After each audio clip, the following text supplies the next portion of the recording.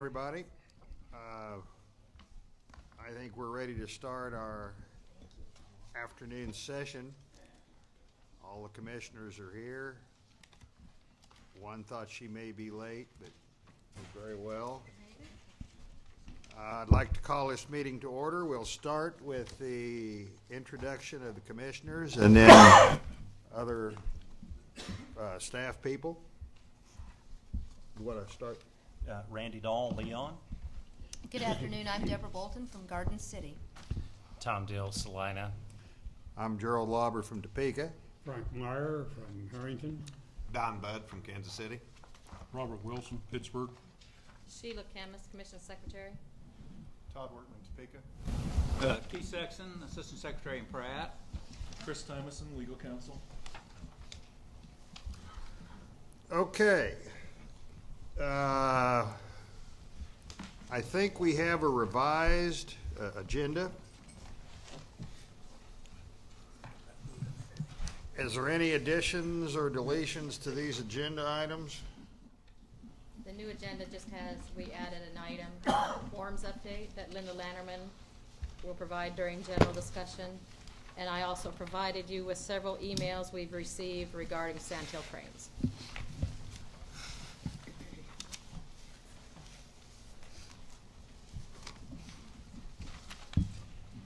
Okay. At this point, let's get the minutes approved.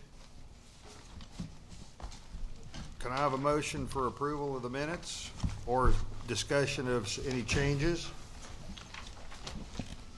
So moved. Second. Is there any additional discussion? All those in favor say aye. Aye. Okay, at this point, we have an opportunity for general public comment on non-agenda items. If there is anybody who has any non-agenda items or they would like to discuss, come forward to the microphone. Bear in mind, we're streaming live, so we need to talk into the microphone. And guests, we would appreciate you giving your name for our records. And at this time, does anybody have any public comment?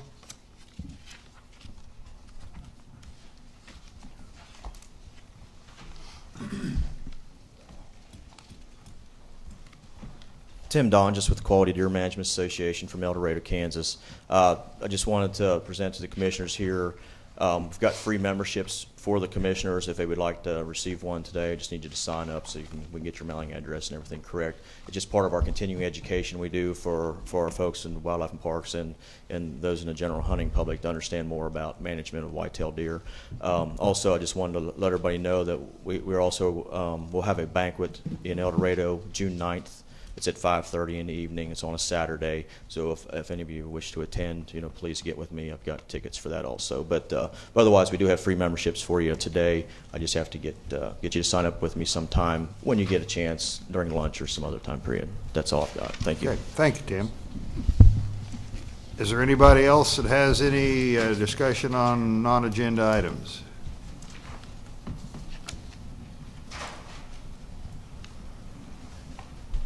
Okay, let's roll into the department report.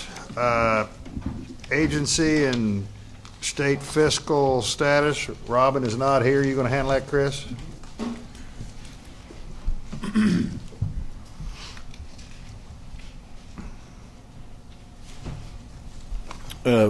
Just before I start, Tim made that nice offer, but I think we're going to have to say you guys can't accept the free membership, okay? Just because given on behalf of your position as a commissioner, and there are ethics laws that would preclude something like that, so I don't want anybody to get in trouble on either side. You can still give them your email address to send stuff to, but all right. On the budget, right now the commission or the legislature is back. They came back, actually the budget committees came back last week. And they're working. This is probably our least contentious year as far as budget items go. But it turns out there's usually three bills. There's a supplemental bill for the current fiscal year, and then there'll be a mega bill, and then there'll be an omnibus bill. So there's typically 3 bills that pass, as well as a cap improvements bill, but 3 budgetary bills that pass on a normal year in the legislature. The past couple years, all the decisions have been pushed off till the end. This is no exception to that. Last couple years, it seems that all of the items, there's going to be one big omnibus bill. And there are a few things left out there that we're still watching. The first one was in the current fiscal year, the department asked for a supplemental appropriation of $1.2 million on the park side. Last year was an off year with blue-green algae and flooding in various parts of the state and drought. So we asked for supplemental. That supplemental has basically been agreed to at the value of $800,000. So there's been a lot of talk in the last couple weeks about the court system, and they're doing furloughs. And in our agency, we chose to borrow from the road construction fund, which now has to be repaid when we get the supplemental. So that'll be repaid and made whole. For 2013, the House and the Senate have both agreed to, there was one item that was left, and it was vehicles, and so they agreed for replacement of 33 vehicles. However, the mileage restrictions on trade are 180,000 miles, and we couldn't get them to budge off of that. Just for our employees, it does, and for the agency, it's about a $240,000 hit. They deleted the funding for longevity bonus payments, reduced the payment from $40 to $50, but we still have the obligation legally to pay it. So, and then there's one last thing that we're still watching, and it's 90% of the positions that are vacant more than 120 days prior to June 30. It's a House proviso. The Senate's not agreed to it, and my understanding is the Senate's pretty entrenched on the issue, but it would abolish 90% of the positions that are open more than 120 days. So with that, I'll stand for any questions on the budget. Anybody have any questions for Chris?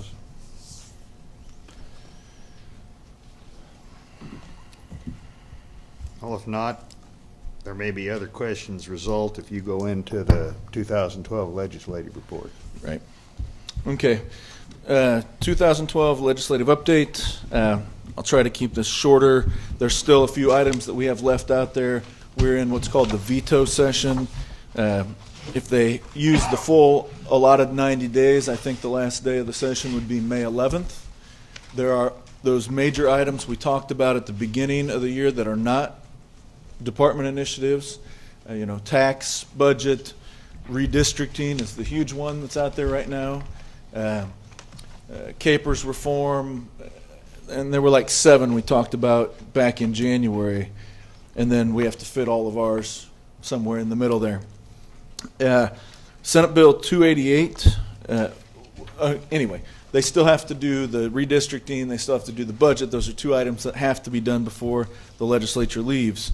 I understand, it would be my understanding that probably redistricting will have to come first in the game, in how that game is played, because people are saying, if a budget passes, they would walk out on the redistricting and let the courts decide, which would drag things out longer. I don't know. So I think what's going to happen is redistricting will come first. As for the other items, there's still a lot of time to get movement on them, even though it's the veto session. But I don't know that some of those big items are still viable. It seems that those 2, redistricting and the budget, are the 2 big ones left. So everybody's scrambling to try to get their initiatives done before those other 2 items get done, and the legislature goes home. So 288, it used to be Senate Bill 313. It's also in House Bill 2689, and it is the department's proposal for allowing us to regulate alcohol on our own property. Currently, we're limited to 3.2% beer. we have regulatory authority to even stop that, and we do that. What we're proposing is to allow alcohol, and we can close it by regulation. That passed out of the Senate rather handily, got into the House. They had a hearing on it. There was no opposition. I was the only proponent testifying in favor of the bill. And then basically they took and gutted our old bill and put everything into one bill in the House where it's been sitting. In the meantime, the Senate took all 9 alcohol proposals that they had heard and passed this year and put them into one bill, one House bill. And so I believe that those will go to conference, and I think there's a high likelihood that that bill is going to pass, our original proposal. Senate Bill 314 is our proposal related to seniors and senior licensing. It started in the Senate. In the Senate, there was a compromise position to not require just over 75 or over 65 to buy a full price license. It was compromised at a 65 to 74 for a half price license, or a one-time $40 lifetime hunting and fishing combination license. That passed out of the Senate 2317, went to the House. They had a hearing on it. It was late in the session. They passed it out of committee, and as they passed it out, they took the provisions of House Bill 2295 and added that in. That bill has been, and we'll talk about House Bill 2295 shortly, but that bill has been added in, or has been on general orders since late in the session. Today, as I was on my way here, which is why Robin is not here, he was watching the House, and they took the bill and removed it from the calendar and placed it in redistricting, in the redistricting committee, which means normally it would die. And it's my understanding that Robin to talk to some people, and it's going to be back on the calendar tomorrow. So, and I also would think that it's probably going to go to a vote sometime next week. That'd be my feel for it right now. Senate Bill 316, which is our recodification bill based on the ERO passed and was signed by the governor. Senate Bill 380, which is a crossbow bill in the House, in the Senate, died in the Senate, but the House version is still very much alive, and I heard some stuff this weekend and yesterday that it's, despite the fact that the commission passed an alternative, there are still some people in the House who are pushing it very hard. And I also understand that the Senate is still entrenched in their position that it not pass. So as things shake out, if bills go to conference, if 314 goes to conference, crossbows will go to conference, and we'll see what happens in that regard. 2295, House Bill 2295 had a few things in there related to deer management. It's a second version of the bill. It's a substitute. It has a pre-rut, antlerless, whitetail only season. It has combination permits for, if you buy a either sex permit, you would get a antlerless permit. It also has some provisions in there related to law enforcement and mandatory checks of hunt your own land permits. That did pass in the House rather handily. The Senate did not take action on it. Those provisions have since been added back into Senate Bill 314, and that's where they're going to sit until 314 moves. House Concurrent Resolution 5017, we should talk about briefly. It passed the Senate this year. It passed the House last year. It allows the constituents, the voters of the state of Kansas, to amend the Constitution to allow the legislature to set a different rate for vessel taxes, boat taxes, which some think are extremely high in our state. And that will go to vote in November. House Bill 2491, which is a bill that we had talked about here in January, related to firearms possession when you have restrictive equipment seasons like archery. Ultimately, when we talked to the sponsor, we got them to back off on the all firearms provision. They went with handguns. It passed rather handily. in both houses and was signed by the governor back in March. There is another bill out there that I don't know what happened to it today, but there was a conference committee on House Bill 2596, which is related to the Department of Agriculture and the Animal Health Department, which is now part of the Department of Agriculture, and feral swine. And so I don't know what the compromise is. The Department of Agriculture is proposing that no confined hunting swine facilities be allowed. I think that there are some people who are opposing that.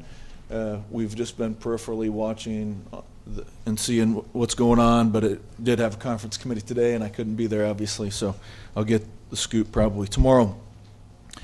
House Bill 2709, which there are a number of proponents. Tim Donges, for one, here in the auditorium, would increase penalties on wildlife violators. There was some sort of there was a first version, there's a second version of the bill. Ultimately, that would require the commission to pass regulations related to scoring of elk, antelope, and deer antlers for purposes of prosecution and fines.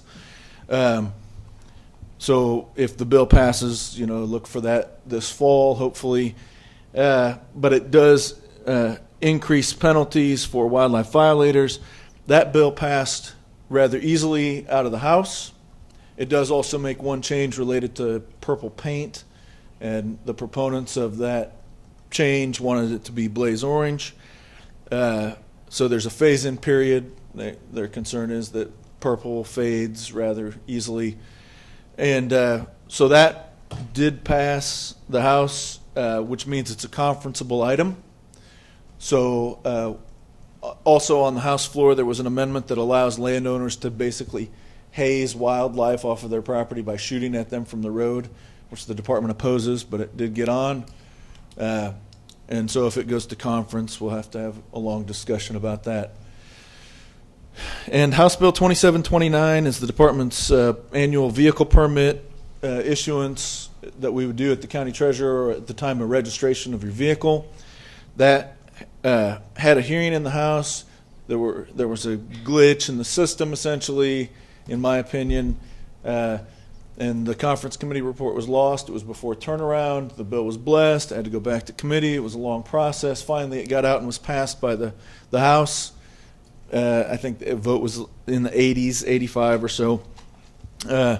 It did go to the Senate, unfortunately, with the veto session as it is, and they saved days this year for the veto session that they would normally put in the regular session. It made it impossible to get it out of Senate Natural Resources by the time it got over there to get a hearing, because they only meet 2 days a week. So we had about 4 days, basically, that we could have had a hearing, and we're not the only agency that moves through Senate Natural Resources. So we've talked to some folks, and over the break and today at 1 o'clock, or probably it's over by now, there was a hearing on House Bill 2729. I anticipate that it's going to move out of committee, and I anticipate that it'll pass the Senate rather easily. So I think that bill's on its way it should be on its way to the governor by next week, I'm hoping. Depends on how the calendar works and when the Senate runs bills and that type of thing. And that's pretty much what I think is still alive and moving at this point. And if there are any questions, I'd be happy to entertain them. Well, I understand the big first is going to get 4 counties up in Nebraska. I don't know what's going to happen on redistricting, Frank, but it's a contentious issue, that's for sure. Chris, on the crossbow issue, what we passed and what's being proposed to the legislature, what's the difference? The difference is a partial compromise versus full inclusion, so to speak. So they're saying crossbows are legal. Anybody could use one during a restrictive equipment. It would be legal equipment during the archery season. And what's the chances of that passing as it stands? Well, it's connected to our bill right now, so that puts us in a tenuous position where it's going to go to conference. And if we get our bill 314 out, we're at the point where bills need to go to conference, and so we've only got basically two options to go to conference. One would be to pass Senate Bill 314. The other might be 2729, which is being heard today, but I don't know that there's anything that really is amendable in there. So I think the realistic view is Senate Bill 314 has been amended. It's not the same version that was passed by the Senate. So it will go to conference for sure if it passes. And I think that there's a likelihood that it would pass if it's brought to a straight vote next week.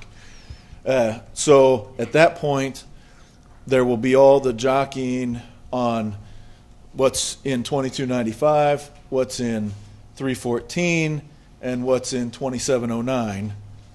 And those three bills, there'll be some sort of a puzzle put together, and whatever they think would pass both houses. You know, you need 21 votes in the Senate on the conference committee report and 63 votes in the House. And so whatever coalition they think they can put together to make those numbers will determine whether those parts are in or out. How long have you been doing what you do for the department? 13 years. Have you ever seen so many wildlife and parks issues? Every year it's the same. This year there's a few more, but I mean back in when deer populations were rising in the late 90s to early 2000, there were probably like 20 deer bills. I mean, it's just a different ebb and flow. I think we've got, you know, a lot of these are department initiatives or things that we are passionate about, you know, increasing penalties on violators, obviously. So it just seems like this is a year that it's not bad by any means. It might be a little above normal, but. And who are the opponents on this high fence for the hogs? I think that there are some people who think that that's a money-making venture, and it's the same people. I mean, it's similar.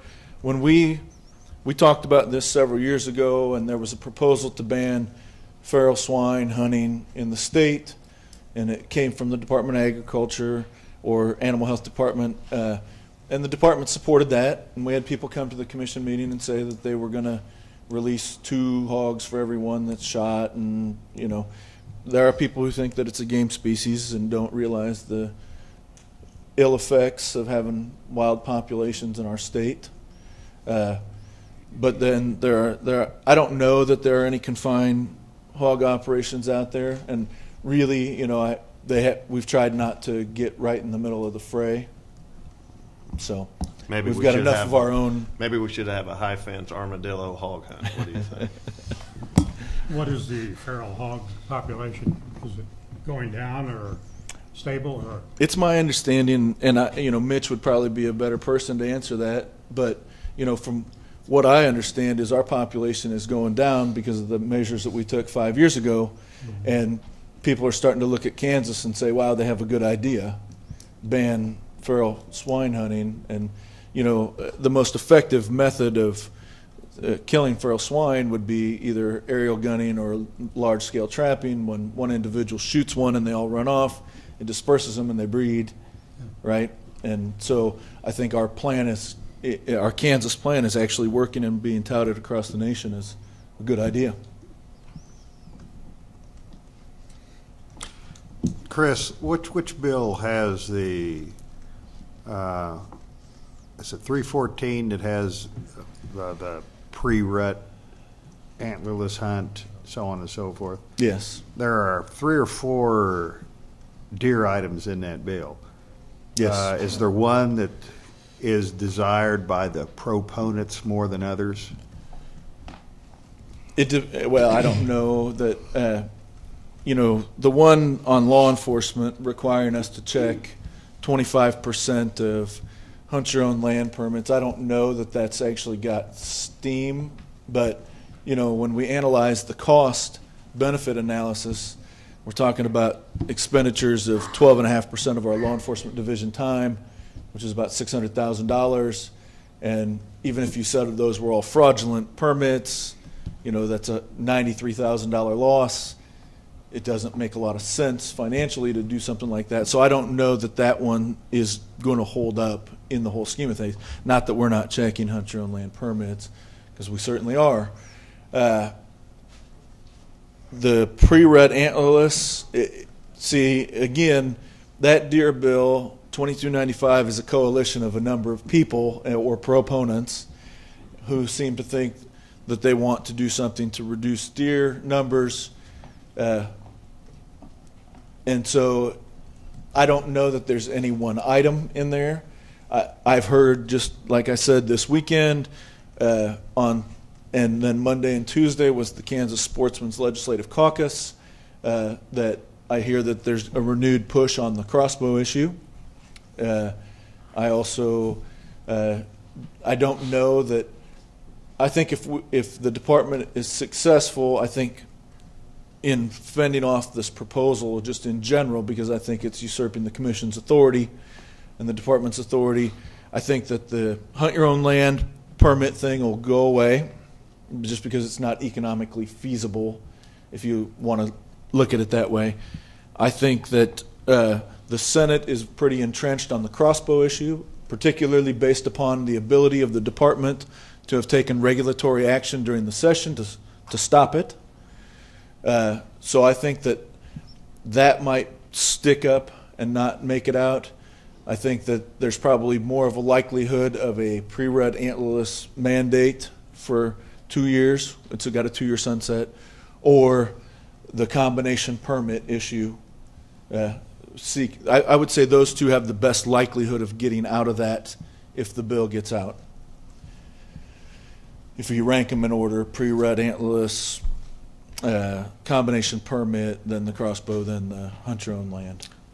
We would probably, the least intrusive of those to us would probably be the combination. Well, yeah, I mean, I'd have to defer to Lloyd's judgment on that, but probably Keith and Joe could weigh in, or Mitch, but, you know, I mean, that's something we've talked about. Yeah, I mean, we've talked about it, and there wasn't a lot of heavy disagreement with that. I think Lloyd's got, you know, he'll talk in his presentation later. He's got some slides that he wanted to do on the surveys, and I don't know for sure if that's a question on there or not, but. Well, there's probably nothing we can do about it anyway. Well, we're continuing to work the issue. Yeah. You know, the first key is to get a bill into conference before you have to worry about it. Chris, are there the resistance that we saw as a commission? Is this House and Senate seeing the same people with the same resistance? On what? Besides on the crossbow issue. I'm sorry.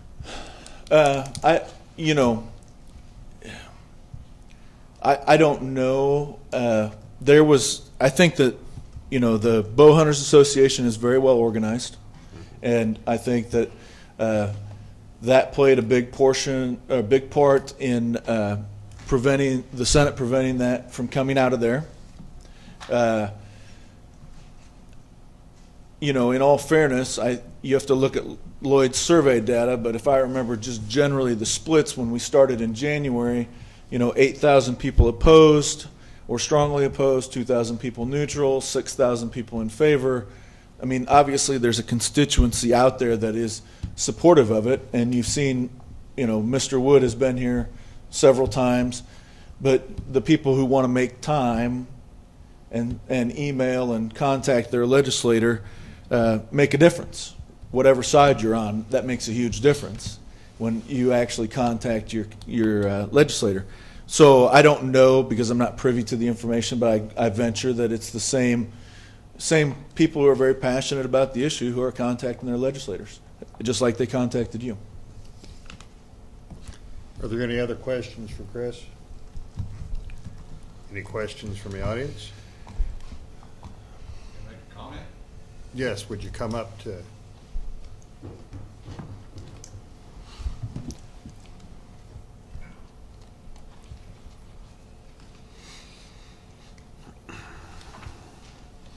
Thank you. I'm Dwayne Troutman. I lived in Kansas for 65 years. I don't live here anymore. I bought me a lifetime hunting permit, and I deer hunt. The crossbow issue, I don't see any difference between a crossbow and a bow as you do in the black powder as it started to what a black powder gun is today. The only issue, and it's both of them, your crossbow can shoot further and it's more accurate. Your today black powder can shoot further and it's more accurate. So why don't they just pass the law to use the crossbow if you want to, or the crossbow in place of the other. Thank you. Any other comments from anybody? Ron?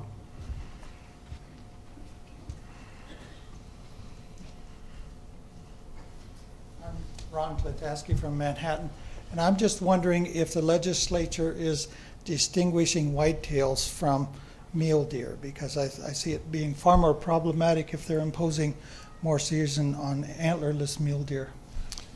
You know, Ron, I'll address your question. Just in general, I think that, the education that the legislature gets, because of the multitude of items they deal with, I'm not sure that many of them understand that we have two species of deer, or, the nuances of a system. They're contacted by their constituents, and their constituents can sway their opinion rather readily because they're their constituents.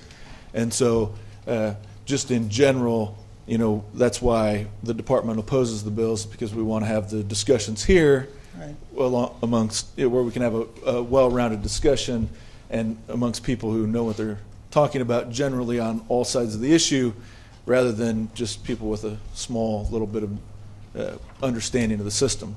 But I would hope that they would allow the commission to distinguish the two if they have to implement these things, because of the fact that if you have an antlerless only, or you have an antlered season and you're required to take an antlerless deer, and it doesn't distinguish between whitetails and mule deer, we're going to lose a lot of our mule deer population.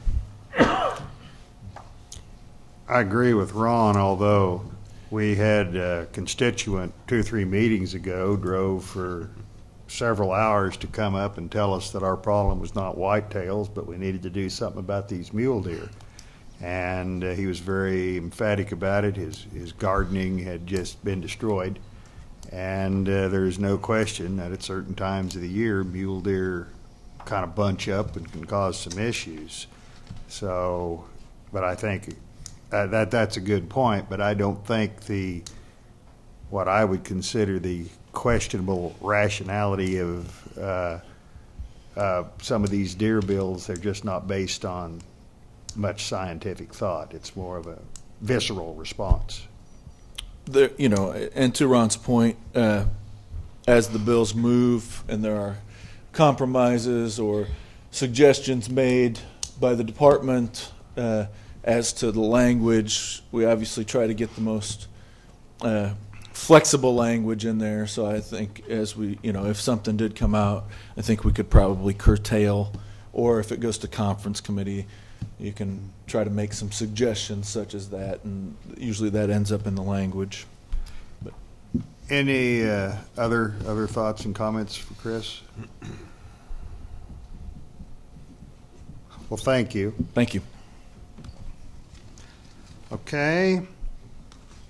Let's start with general discussion now. Hunter Angler Recruitment Retention Program. Thank you, Mr. Chairman, members of the commission, and I'm going to do a PowerPoint, and you got 2 in a row, so you can get comfortable and be there through the next 2 presentations, I think.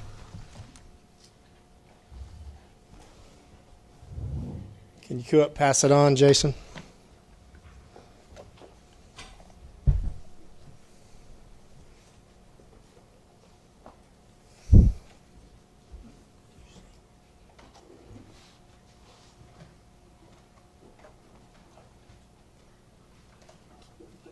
At the last commission meeting, we had somebody speak at the non-agenda items, and they mentioned something about getting more youth involved. And I thought maybe this would be a good time to kind of bring the commission up to date on our Pass It On program primarily. And Pass It On is a hunter recruitment program. And so I thought maybe we could just go over where we've been and where we're at and kind of where we're going with our Pass It On program.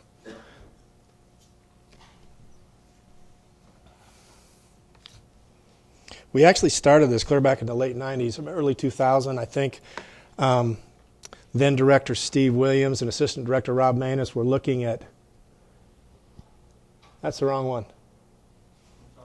That's all right. You had the right one up.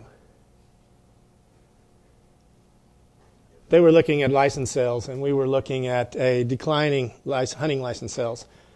Maybe more importantly, we were looking at a decline in the percentage of Kansans who hunted because our population was growing and our number of hunting license sales. And at the time, really, the only thing we had to look at was our one-year annual number. That's the one right after me. Mine's Pass It On. You're just setting them all up. That one looks like more fun, though.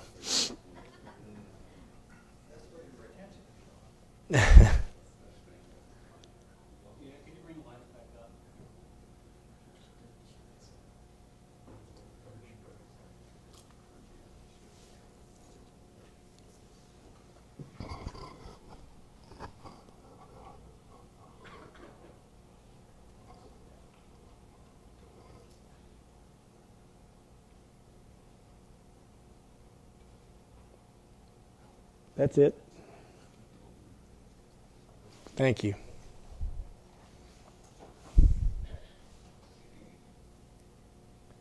So this kind of shows you how long ago this was, because this is a pretty old-looking graph chart. But I put this together when we really started looking at this.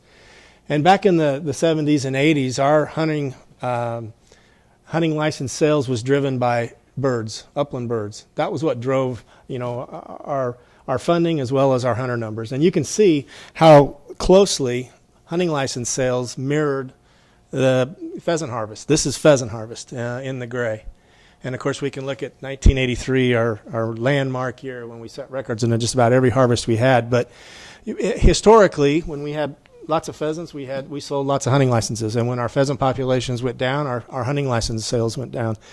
And that kind of followed and we went into some pretty down years in after 83, 82, with some really bad winters and some ice storms, and our bird populations plummeted, our harvest plummeted. But then when we started to see bird numbers come back up and harvest come back up in the 90s, we did not see hunting license sales follow.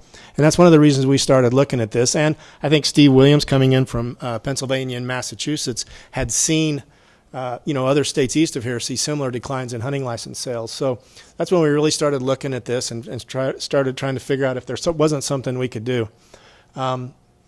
We had committees. We had internal committees and external committees. We worked on this for almost a year, and we came out with a plan that included education and awareness, access, special hunts, outdoor skills, and outdoor mentors. All of those we thought were important in a plan to try to recruit new hunters. The outdoor mentors part was a little bit daunting. One of the things that we were told when we first started looking at this from other states was that it takes a hunter to make a hunter. And when I first started coordinating this program, that was daunting to me, because I thought if I've got to convince our Kansas hunters that they have to mentor somebody to recruit new hunters, this could be a real uphill battle. Since then, I've learned that my interpretation of what a mentor was wrong, and I've also discovered that almost every hunter I know is mentoring, has mentored, or will mentor somebody. It's just part of the hunting heritage. So that's really not an issue. But when somebody called me and said, I hear you got an outdoor mentor program and I'd like to be a mentor, I realized I could not ensure that this person was going to be safe, that this person, I couldn't do background checks. And we were actually approached by Big Brothers Big Sisters of Wichita. They had been doing a program called Big for a Day, where they did a fishing clinic, and they brought in potential big brothers and unmatched littles, and they fished and they got to know each other, and they kind of tried to see whether or not this might work. And they wanted to do the same thing with hunting, and which I thought was remarkable, because it is an urban program, and most of your urban programs don't want to have anything to do if firearms are involved. But they were very interested in this, and they have since developed their own kind of a spin-off program called Pass It On Outdoor Mentors. It's its own 501c3. It's still sort of associated with Big Brothers Big Sisters, and that's who they work with. But they kind of handle the outdoor mentor part of it, where they can do the background checks and they can keep track of matches. And so we concentrated on youth programs. We concentrated on youth seasons, on youth programs, and outdoor skills programs. That was another real emphasis that we went into. We figured access, we could cover access with our walk-in hunting access program. So our youth hunting seasons we established really since then. That the U.S. Fish and Wildlife Service had established waterfowl youth seasons, and they're generally in Kansas they're the weekend prior to an opening segment in all of our zones. But we established a youth deer season, which right now it started out as just 2 days, and right now it's 2 weekends and a week. So it runs from this year. It'll run from September 8th through the 16th. Pheasant and quail is the weekend prior to our opening pheasant and quail season, and then we had a good long 10-day youth turkey season. It's also open for archers, and it's open for persons with disabilities. The deer season is also open for persons with disabilities as well. Youth seasons, we promote those as being really prime opportunities for someone to take kids out because there's not the competition, there's not the crowding. Public areas you're going to have them to yourself. The walk-in areas during the pheasant season, those walk-in areas are open, and so there's really good potential quality opportunities. Now, for those parents or mentors who aren't comfortable with hunting and don't want to try that on their own, we develop some special hunts, and I'll talk about those before I talk. I'm not sure what my order is here. We'll talk about the special hunts. We've got special hunts. Most of them are coordinated by field staff. And one of the things you'll find out as you get to know more about the department and its field staff is that almost all of our field staff are associated from area managers, park managers, game wardens, district biologists are associated with either one of these wing shooting or outdoor skills events or a special hunt. They either coordinate one on their area or they help on another area. It's been something that it's not mandated with them, but I think all of our staff, most of our staff, are really dedicated to this cause, and they feel like it's important. And so it's really amazing what those guys are doing out there in addition to their regular work. But we do have special hunts for turkey, waterfowl, deer, some upland bird. They bring in a limited number of youth hunters.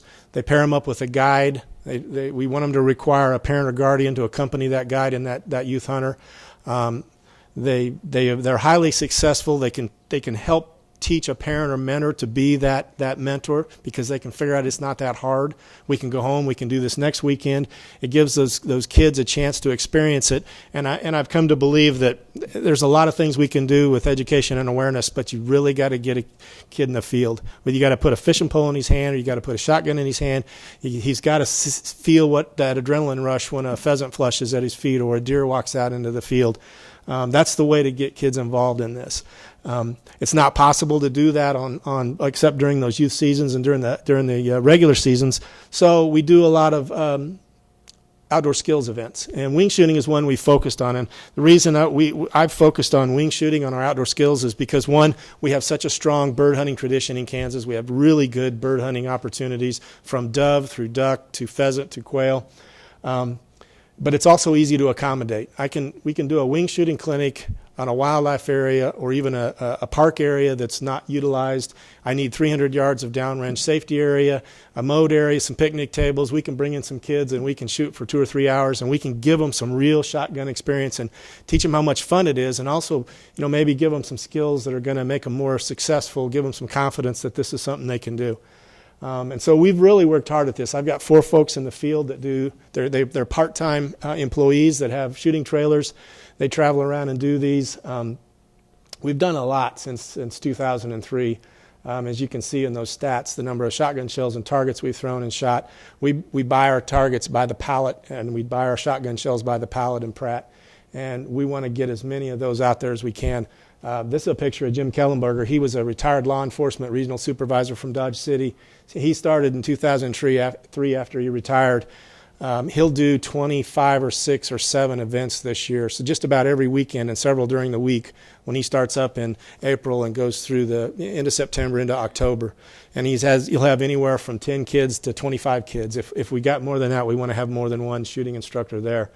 But it's a really good way to get people out. Now, some of the events will One at Council Grove is one of the model events that I like to highlight, and Brent Conan's the area manager up there. And we bring in 2 shooting instructors and set up 2 shotgun stations. We have an archery range that we set up, and Monica coordinates that through some of her archery folks. They've got Genesis bows. They have 3D animal targets, and the kids will break up. The last few years, Brent's had 60 or 65 kids. They break up into 4 groups, and they also have a pellet gun range. So they get a lot of different, it's a great afternoon outdoors. And all of these events are, while the department may sponsor them and a lot of department staff may be involved, they can't do them without the help of conservation groups and civic groups. And we work with the Corps of Engineers at Council Grove. They give us an area that they don't use for parks right now that is sort of isolated, but it's also safe. There's a Upland Game and Wildlife Forever group up there that cooks lunch, and the local hunter education instructors are there to help as well, and all of their recently graduated students go through this, but it's not limited to hunter ed grads. Any kids that are old enough and big enough to come up and shoot can come and get involved, and it's been a really good group. So again, it's a way to get kids outside experiencing these things that we want them to do. So the youth hunts have also been, we can't do as many kids at these youth hunts, but it is amazing how many different staff are doing youth hunts out there. We do have youth seasons that they don't have to be associated with. There's a growing popularity with dove fields. Some of our area managers have figured out how to really attract doves, and they can have some fantastic shooting in the dove season.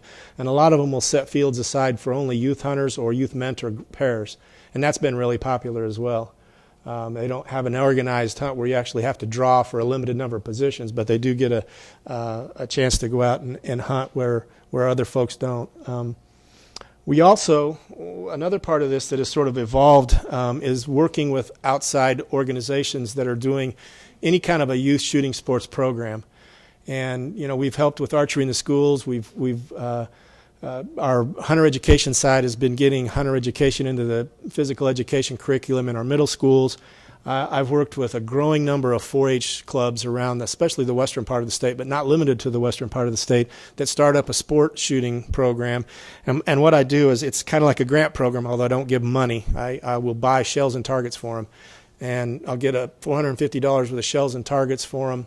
And that kind of just curtails the cost, because most of these events they're going to shoot once a week for several months.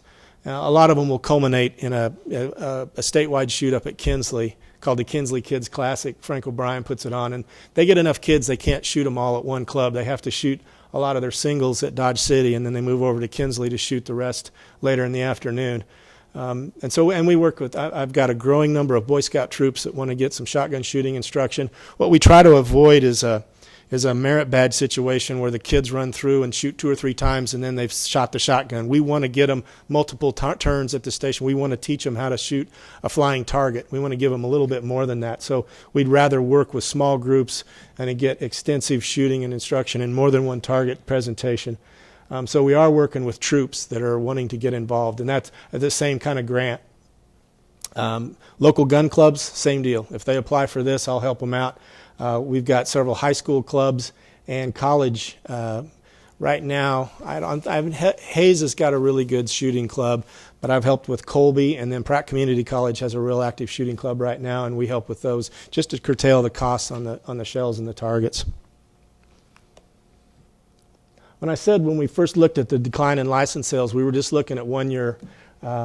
We didn't have the capabilities we have now to look at license sales and history of license sales, but this is a more recent look since 2000 of what we're looking at. And you can see a kind of a bump up, and maybe we attributed that to the economy and people were staying home. We saw some increases in park usage, I think in 2009, and perhaps people weren't traveling out of state. But this is a better graph from 2000 to 2010 on our resident hunt and resident combination license sales.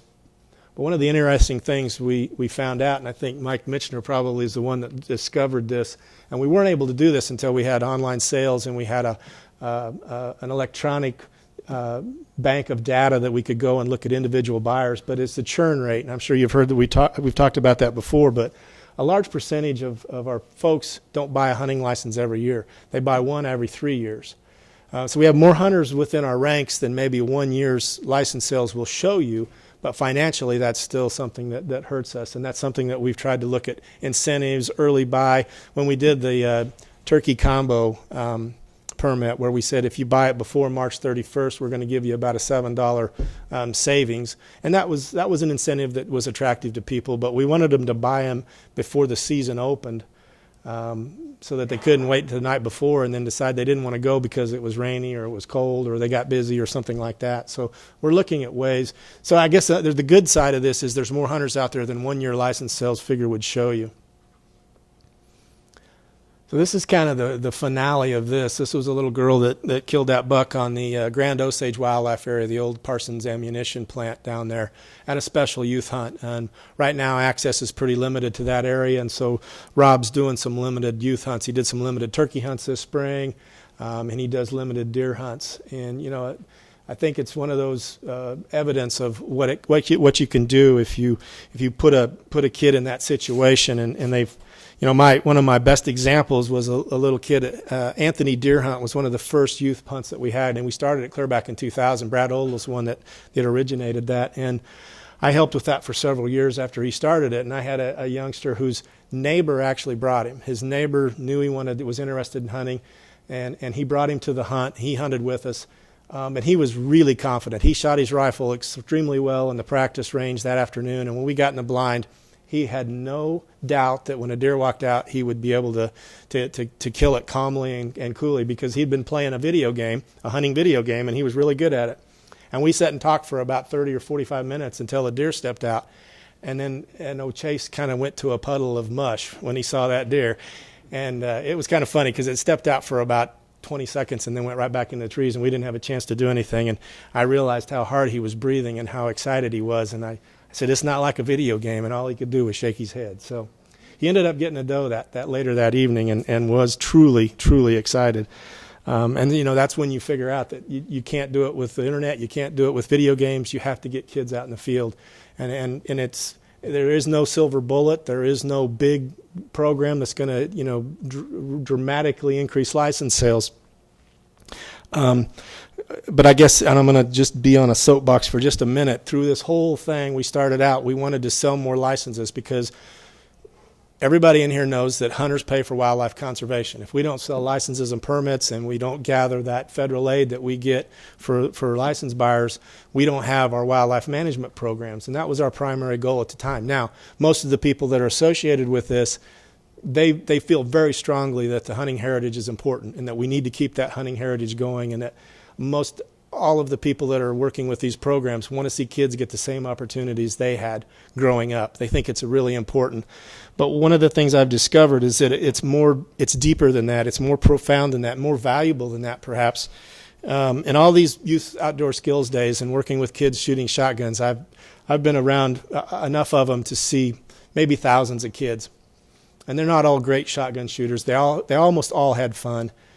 But while we were doing this, I've just not had a kid act up or be a smart aleck or do something that really made me angry. And I was telling that story, and I realized I'd told that story a couple, 3 or 4 times after each one of these events. And what I realized was that these kids really respond positively to that one-on-one attention that it takes, even if it's a stranger that's sitting there talking to them. We're outside, we're doing something that's really fun. When you shoot a clay target and it explodes, it's fun. The adult is handing them a firearm, a shotgun. There's a certain level of trust that's given there, and these kids respond to that. And I know those kids probably got in trouble afterwards, and I know they aren't all little angels, but I really see the way kids respond to this. And so what I've decided is that it's as important for our kids that we get them involved in this, and for parent-child relationships. And I look back as I've been blogging and writing about the Pass It On program, and I realized how much of an impact it had in my life, that I was able to hunt and fish with my father and my grandfather. And it impacted, who I am, where I work, what I went for in a career, where I live, what things are important to me in my life. And so we've been promoting that as much as we have, the need to continue our hunting heritage or to sell more hunting licenses and pay for wildlife management. While those things are important, I think there are other issues here that are really important and critical as well. And if we can provide good, safe opportunities through outdoor skills events or youth hunts or youth seasons where parents feel comfortable getting their kids out, I think it's a valuable program. And even if we had, one of my other theories is that, not every kid is going to love hunting or love fishing. Even when I was growing up in a little town in south central Kansas, not every kid that I ran around with loved to hunt, even though they all had great opportunities to go pheasant hunting where we lived. But I think within any group of kids, you're going to have a percentage. The first time, like me, the very first time they step in a field, the first time they hunt, this is something they're going to do the rest of their lives. They know this is something they're in love with. There's going to be another percentage of those kids that say, that was fun, and if my friends or my brother or my dad goes, I'll go. And there's going to be a percentage of those kids that say, yeah, I was fun, but I'd rather play basketball. And that's understandable and that's okay. But our efforts aren't lost on those kids. Those kids understand a little bit about what the hunting heritage is about. They have an impression and an interpretation of our agency that's positive. And so down the road, those may be supporters rather than, proponents in some of our issues. So I think it's all valuable effort. I think the local PR that our local managers get when they work within local communities with these events is great. One of our game wardens, he's since retired up in the Northwest, started a youth shooting program. And after about 2 or 3 years, he said, it's making my job easier. He said, I'm seeing these kids now out in the field, and I'm not their enemy. I'm not scary. I'm not a law enforcement person that they're afraid of. And he said, and they're complying. They're following the regulations. And he said, I know for a fact that some of their parents don't, because I've ticketed them before. So he felt like it was making his job easier, and he was better known and maybe more accepted within the community because of these youth events that he was doing. So we're promoting it on all sides. I think it's really important. Now, the fishery side of this, while it's not included in the Pass It On program, I think it's got to be included in any of our recruitment programs. The fisheries biologists and staff have been doing fishing clinics forever. And again, that's the only way to get a kid into fishing and hooked on fishing is get a fishing pole in his hand and get him out on a pond or a lake or a stream and let him fish. They do hundreds of fishing clinics every year. They are moving into a program called Fishing's Future. They're looking at, I think they've hired a part-time person that's going to travel around and help facilitate, kind of like what we have. The 4 part-time people I have with the Pass It On program have a shooting trailer, and they've got traps and targets and shotguns, and they can just drive up. All we've got to have is kids in a spot, and they can set up and do a wing shooting clinic in a pasture. And I think the fishery side of that's the same way. They're going to have a trailer, they're going to have fishing poles and all the gear they need for a fishing clinic, and all a biologist or a local civic group has to do is have a pond and some kids there, and they can do a fishing clinic. And I think the easier and the safer and the more convenient we can make it, the more people that we can attract into this program. So that's kind of a quick update on where the Pass It On program. Most of what I do is facilitate the budget. When one of our guys says, I want to do a youth deer hunt, I need some blinds, we order some pop-up blinds, maybe some chairs and some shooting sticks, and I just help them with the budget and getting those supplies. We buy mostly equipment, and you'll see in the briefing we've bought more than 80 shotguns. I've got more than 20 .243 rifles out there right now, lots of blinds, shooting sticks and shooting vests, and anything that we can get to make and safety equipment as well, shooting glasses and earplugs. But most of the budget is spent on equipment and shotgun shells and targets. So I think it's the other new thing that we've just been a part of was the department has helped funding a new youth outreach coordinator through Pheasants Forever, Kansas Pheasants Forever. And we just hired a full-time position now that'll work for Pheasants Forever, but that person will work at coordinating these youth programs with all the different entities that are now involved, including Big Brothers Big Sisters, our department, and the conservation organizations like Pheasants Forever and the National Wild Turkey Federation and Ducks Unlimited and any other of these organizations that want to get involved in youth programs. This position will help coordinate those, get kids involved, maybe bring in some new groups to recruit kids out of, whether it's Girl Scouts or boys clubs or what other youth groups that they can get involved. So, Deborah? I know we have Being Outdoor Women and you have the Pass It On for Youth, but is Is any of your equipment used to promote being outdoor and hunting with women? Yes, a lot of our folks are involved with BOW. There's also Women on Target, and there's Women in the Outdoors. So there's what NRA is one of them, and National Wild Turkey Federation has a program specifically aimed at women, and we work with all of those programs. Our shotgun folks go to a lot of those, and our equipment is used in a lot of those. Yes, and if we're not discrimination, we don't discriminate when we have a youth event. If there are parents, women, and fathers that want to shoot, we try to get them up there to shoot. So. I said that because I've used the rifles before the youth rifles Uh-huh. because they fit me better. And Yep. Yeah, that we have them in the offices, the regional offices, so that people like yourself could check them out and use them, and rather than have to make that investment before you figure out if it's something you really want to do, it's worked out pretty well. So, any other questions?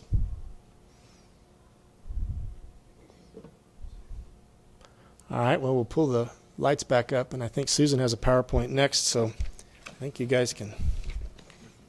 Right? No? Might be easier. Oh, you were going to go first, Doug? Okay.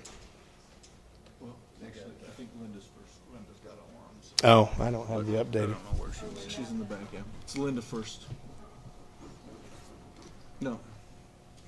Linda, Doug. She's next on the agenda.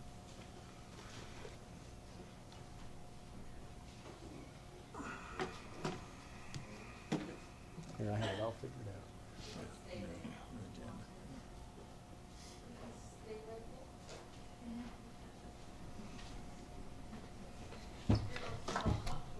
Thank you, Mr. Chairman and members of the Commission. And I wish I would have brought a PowerPoint, but I didn't bring one today.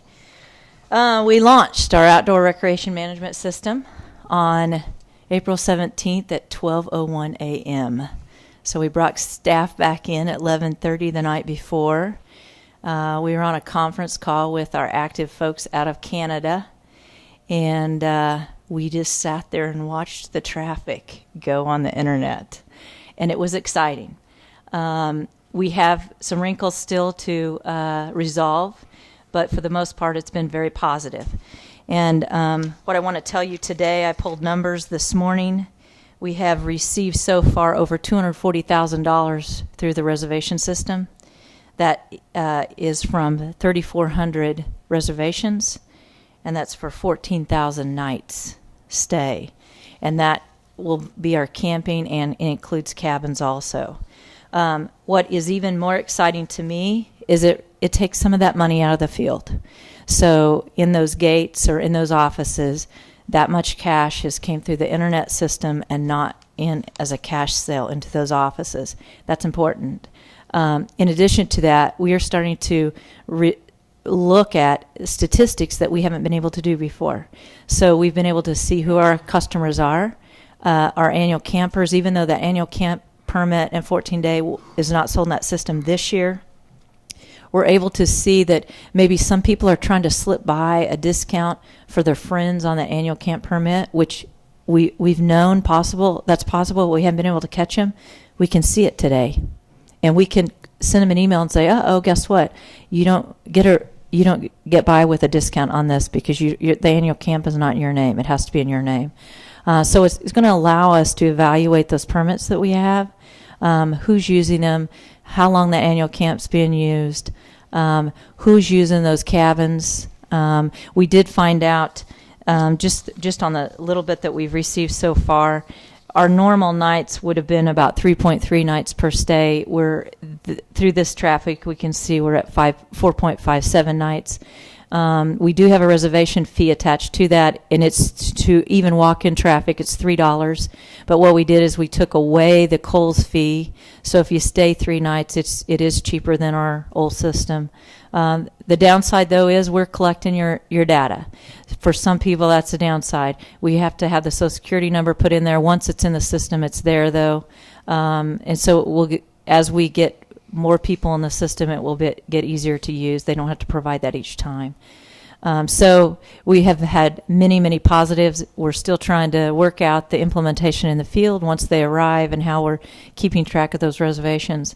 But I just wanted to update you on that. And if you have any questions, I'll be glad to answer those.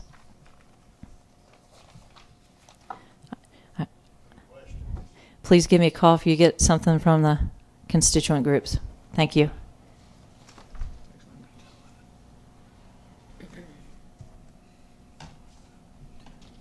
Now we're ready for Doug. Sorry, Mr. Chairman.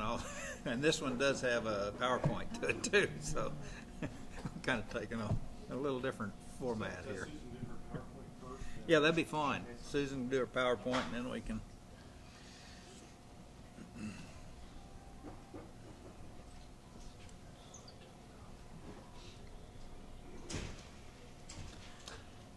Susan's PowerPoint is kind of an analysis of some hand fishing harvest information. So, what's the name of that? What's the name of that reality show? I get asked that question if I've hand fished. And no, I have not. I don't think so. At one point I said I did, but I think I have changed my mind and I'm just not brave enough. Well, Mr. Chairman and members of the Commission, thank you for allowing me the opportunity to present some of my research. And this is just going to be a general update and summary of last year's hand fishing season. Some of you may have actually been on the Commission when the regulation was first enacted back in 2007. Pretty much from 2007 to 2010, hand fishing was limited to our navigable waterways, and it was allowed for flathead catfish only, the harvest of flathead catfish only. The season runs from June 15th through the end of August. A permit is required, and that does cost $27.50, in addition to possessing a valid Kansas fishing license, if one is required. The only sort of gear that they are able to have is a stringer, so there's no sort of hooks or snorkeling or scuba gear that they're allowed to possess while they're hand fishing. And they cannot submerge any man-made objects such as barrels or boxes or bathtubs. The department does have a survey that's required, and we require that 30 days after the end of the season they submit that questionnaire back to us. What changed in 2011 is that was the first year hand fishing was allowed in our federal reservoirs.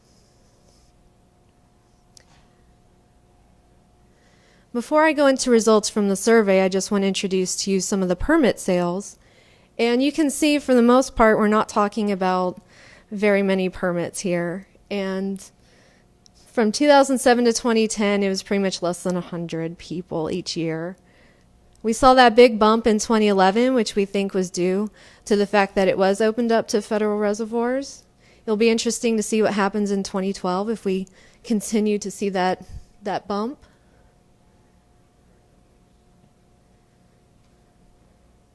And like in Mike's presentation, I did look a little bit deeper into who is purchasing these permits, and out of the past 5 years, how many of those permits they've consecutively purchased.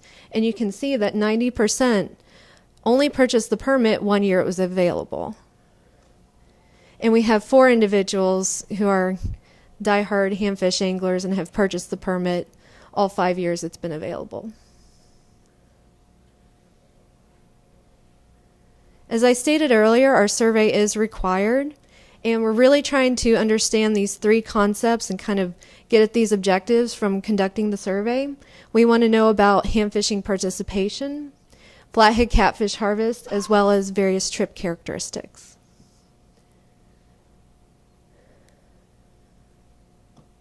Out of 363 surveys that I mailed, we received back 192 for an effective response rate of about 53%.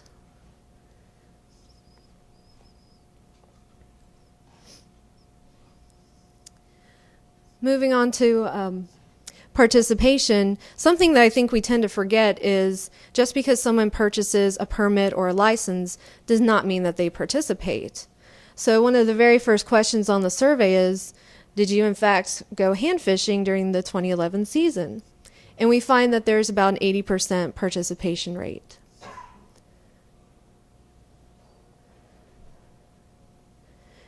Again, as from results from the survey, we found that about 118 people did hamfish, and our two most popular locations are the Ark River and Perry Reservoir.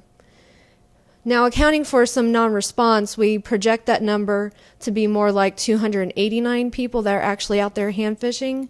And again, the majority of people are on the Ark River. You may question my math there, and the reason that the numbers are not additive going across the row is that people do hand fish at more than one location. In terms of actual number of flathead catfish harvested, from the survey, people reported 722 flathead catfish were harvested. Accounting for non-response, the actual harvest is projected to be more like 1,084, and that is that statewide estimate. You can see the majority of harvest does occur on the Ark River.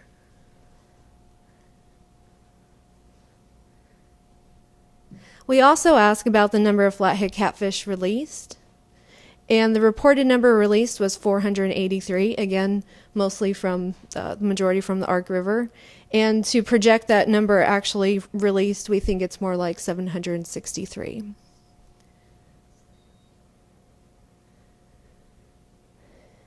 And just some general trip characteristics to kind of understand more about how people participate in the activity itself.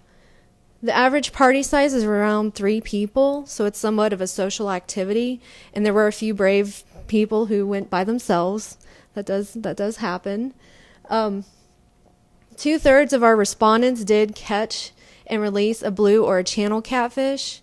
Now, the regulation is such that you can only harvest flathead catfish, so if they happen to catch a blue or a channel, they must release it immediately. But it's not like they can discriminate necessarily when they're in the actual, attempting to grab the fish phase. And just in general, we wanted to know, okay, out of the actual attempts to reach into the hole and grab the fish, how many get away? And we found that 40% of fish got away. So not every attempt to grab a fish is successful. We asked on the survey, what % of your trips did you take a boat to get to your hand fishing locations? I thought this was fairly low at 20%, but considering most people were targeting the Ark River, that seems fairly reasonable considering the shoreline access they can get to their hand fishing locations. 15% of respondents were checked by a natural resource officer, and 78% of respondents wanted to see a copy of the study results. And in general, whenever I conduct a survey, I like to ask if people want to see a copy of the results. And I gave them the choice of receiving it through mail or email. And I believe I submitted that to them in January, so they saw it not too long ago.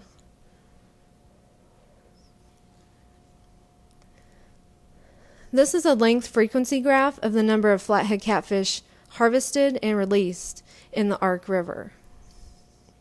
What I want you to pay attention to is on our vertical axis is the number of flathead catfish, and going across the bottom we have our length groups in inches.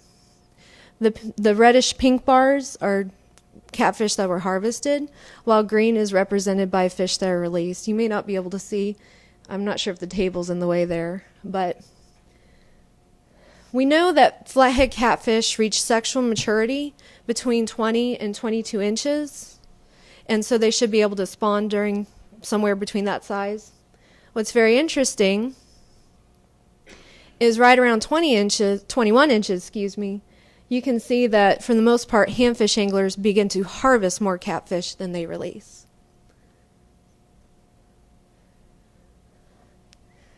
When I conduct surveys, I also like to ask people, I just leave a blank spot on the survey and just in general say, is there anything else you'd like to share with us about hand fishing? I read each and every one. Sometimes they're quite entertaining. Sometimes I get comments not related to anything I'm asking them about, but that happens. The two most frequently mentioned comments were people wanted to see hand fishing open statewide to all waters, as well as they wanted to see a longer season. It might be a problem to open statewide, hand fishing statewide to all waters, because as you noticed, rivers seem to be some of our more popular destinations, especially the Ark River, but we would have some permission issues if, it was open statewide, so I don't see that being very feasible. But also, last year was the first year that hand fishing was opened up to federal reservoirs. But you can see from this graph the number of trips. We had the most number of trips on the Ark River. And these are some of the reservoirs going across the line. We do have some people that are hand fishing in the Kansas River also. But for the most part, they took advantage of hand fishing in the Ark River as opposed to reservoirs. This could be due to some weather conditions we had last year. If you remember, we had pretty bad drought. So the Ark River was fairly low, and that may have made some of those hand fishing locations more easily accessible. And conversely, we had some major Missouri River flooding, and some of our reservoirs were up higher than normal. So some of the hand fishing holes in our reservoirs may have literally been out of breath or out of reach. Also, it was the first year opened up to reservoirs, so maybe people really didn't quite know where to go. And so they thought, well, I'm doing pretty good on the Ark River, so that's where I'm going to stick to. It'll be really interesting to see what happens this year in terms of where people go.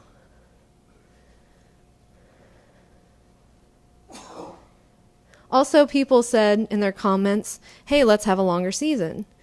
Well, the whole reason that hand fishing is during June 15th through August 31st is that it coincides with the spawn. And you can see that most trips are in July, and we believe this is because that's when the fish are biting. So it's coinciding with that spawning period. I'm not really sure what sort of impact it would have if it was opened up to a longer season, but it seems like they're doing fairly well in July with what they have. So just to kind of summarize kind of what we've gleaned from hand fishing in the previous years as well as last year, we did sell more permits. We did see an increase in participation. Our estimated harvest statewide was about 1,084 flathead catfish. Our most popular locations are the Ark River and Perry Reservoir. And of course, most trips, as I just showed you in the previous graph, are in July.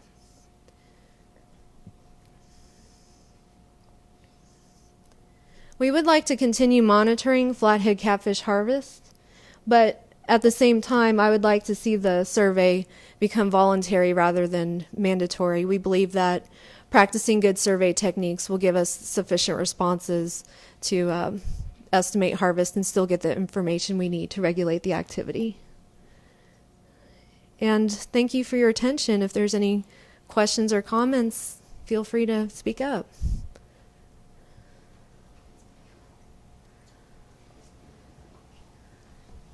Yes, ma'am.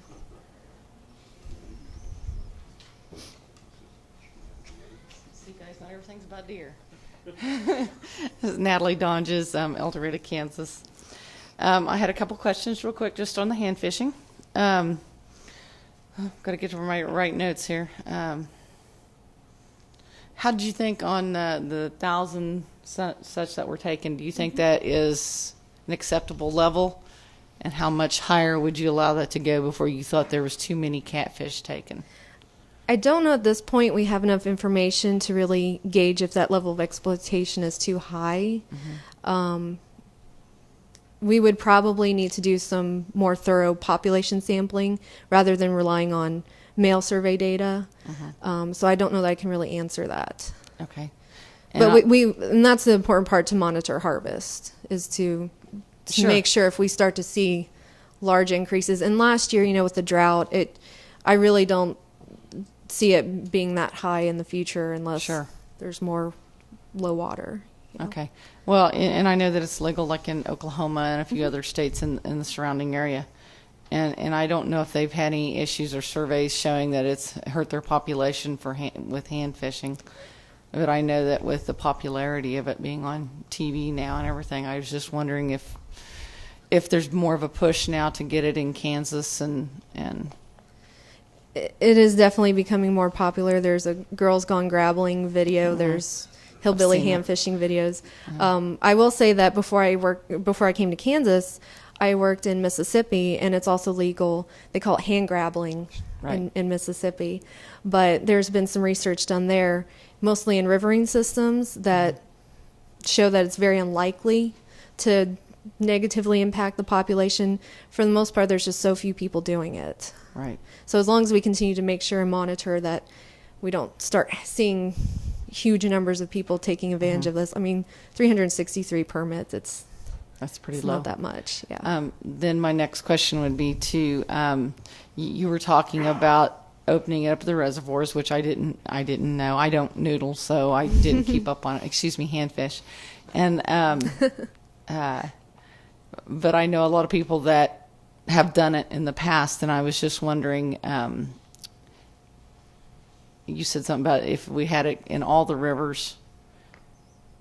I know that people would have to trespass on someone's land, but if it was on, state-owned land, wouldn't that be wise to open it up and make it legal in those areas? Well, I hesitate to interpret the boundaries necessarily, but I believe there are some portions of rivers above reservoirs that you can ham fish, but I think it has to be on the federal property. On federal so property. Anytime I get a question about where the boundary is, I refer the ham fish angler to the local natural resource officer, because I feel like they know the area better than me to point to a map and say, okay, this is your boundary. Okay, and that's fine. I was just another question there.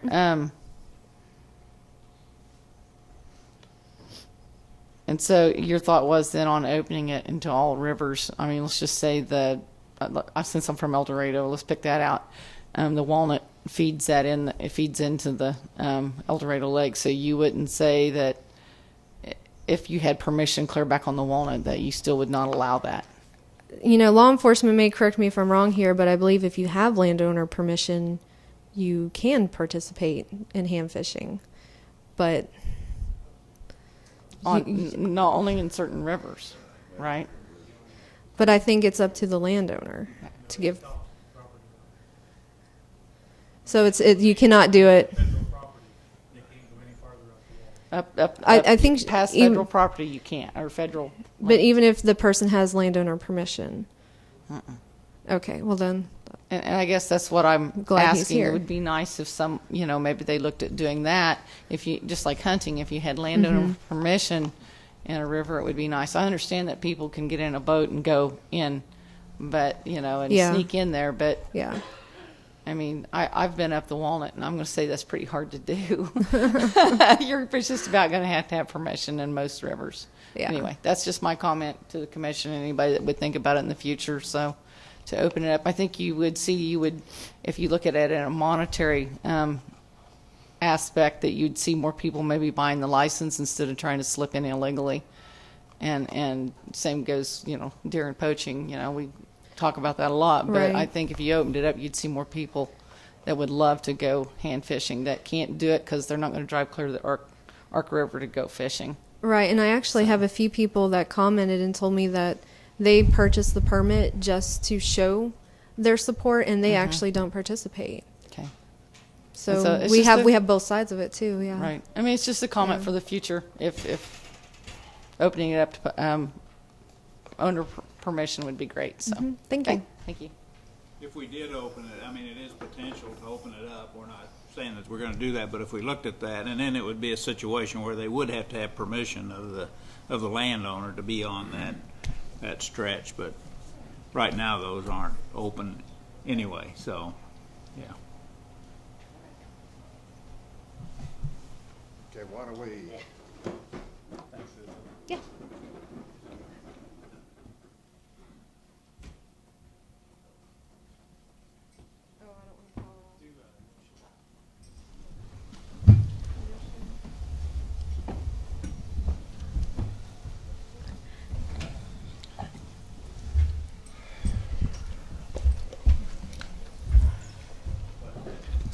I think we might want to at some point in time consider openings up to statewide. I just think that we need to have Doug and others maybe determine whether there are certain areas to where spawning habitat would be damaged, I think the population of fish can generally withstand that level of pressure. Professor somebody did a big detailed report on flatheads in the Kansas River and said it was unlikely that any amount of fishing pressure is going to change much as far as the population.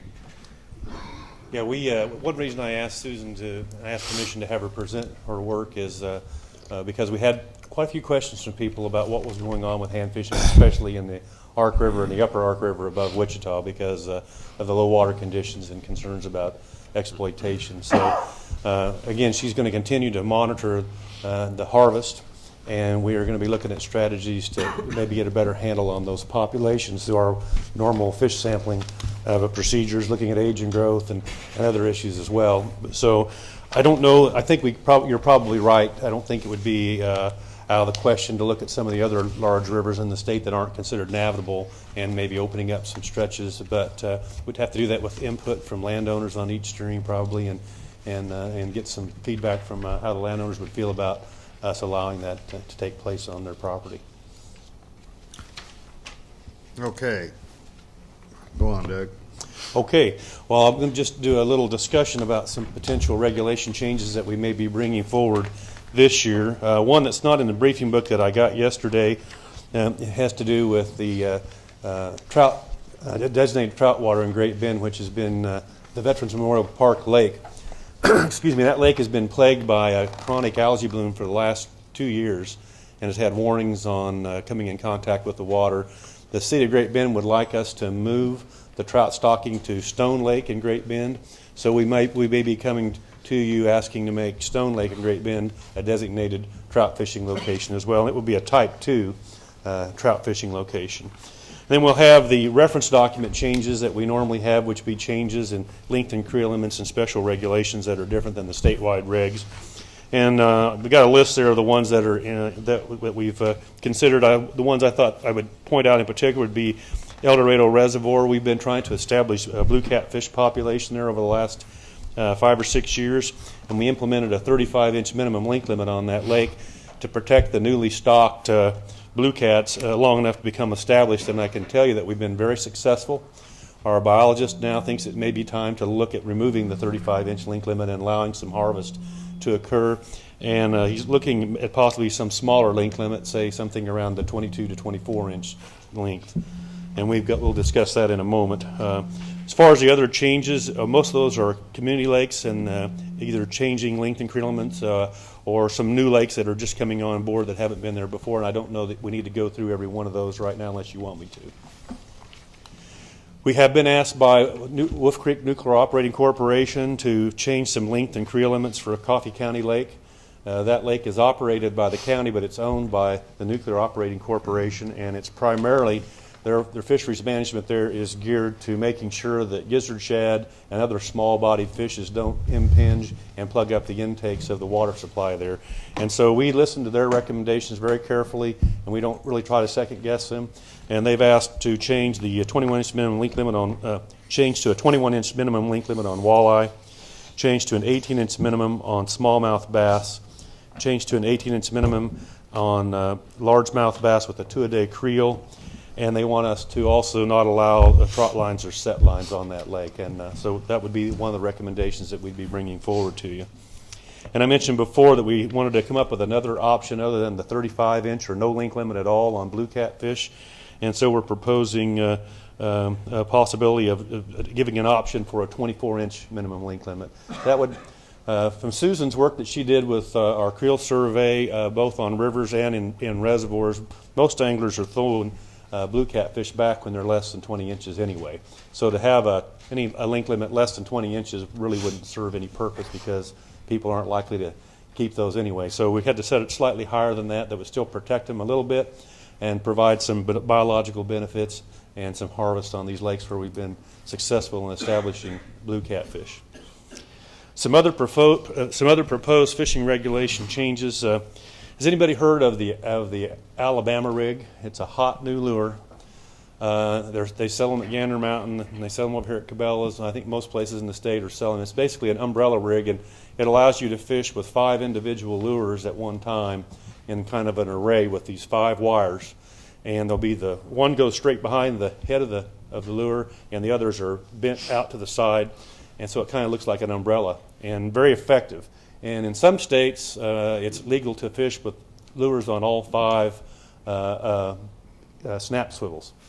In Kansas, we've made the interpretation that that is not an individual lure. That is indeed a mechanism that allows you to fish 5 lures at one time, but it's an interpretation by our Director of Law Enforcement, and we would like to clarify that and not rely on an interpretation, but rely on an actual regulation that would define what an artificial lure is. I've been told by tournament anglers that if you're not fishing with an Alabama rig in a bass tournament right now, you're not going to win. That's how good this lure is for them.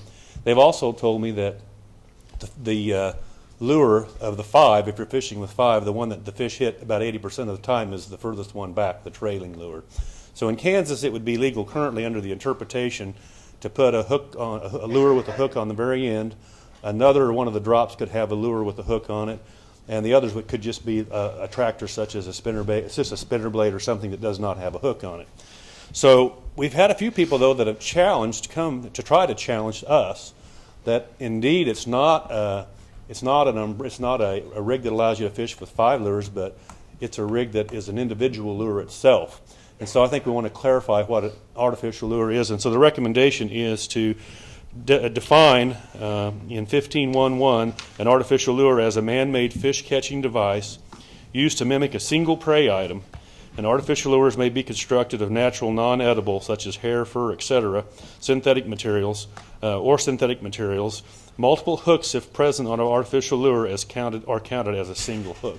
And if you look at some of the crankbaits that are out there right now, there may be 3 or 4 treble hooks on a single lure that mimics a individual prey item. So that is one thing we wanted to clear up. And at the next commission meeting, I've got an Alabama rig, and I'll bring it in, and you can take a look at it. Maybe a few videos, show you some videos of. They're very effective. There's a lot of videos on the internet of people catching 3 and 4 bass at a time with those rigs. Doug, we define this now. Is an Alabama rig legal in Kansas?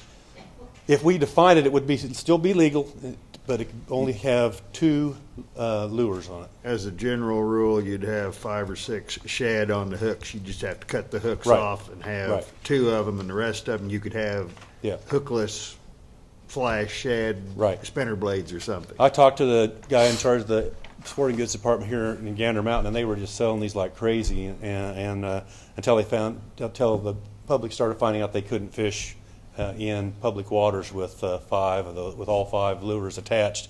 He said, however, there's still a number of people that are going ahead and buying them, and they have these little snap swivels on them, and they're just putting spinner blades on them, and they get a little flash, and it just mimics a school of fish going by. That's what it does, and makes it a very effective bait. And it can be fished a little differently than most. It sinks very rapidly because of the weight associated with it.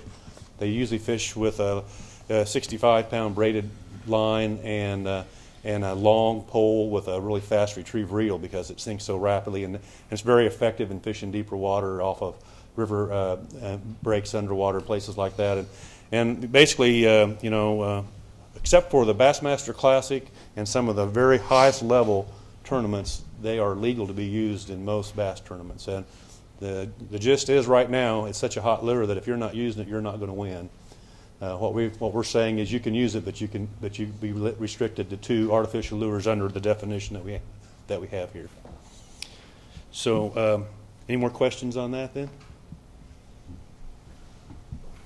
Okay. The hand fishing permit requirement that Susan mentioned, the requirement to fill out a survey at the end of the year. If you didn't notice, I think she is only getting a little over 50% compliance with that requirement. And that's not much different than we get from voluntary surveys. And so we feel confident that if we were to drop the required survey, that we would still get a good response and be able to manage the flathead or the hand fishing program adequately without having to require this. We'd like to drop the requirement for mandatory survey. And then finally, last year we spent a lot of time developing regulations to protect our natural resources from invasive species through the vector of bait, both commercial bait and wild-caught bait. And the commission voted basically to develop rule changes that were directed 5 items. One was to allow anglers to use bait in the water where caught, meaning you couldn't get it in one place and use it somewhere else. That we wanted to require the draining of untreated water when leaving. A&S spread can be prevented when the water is eliminated prior to transport. We did that. We wanted to disallow the dumping of fish and bait into waters which they did not originate. We wanted to prevent A&S transport when departing in A&S designated water. We want to make sure they're not accidentally hauling or intentionally hauling out an invasive species that could be released somewhere else. And we wanted to assure that the bait shops selling commercial bait were A&S and disease free.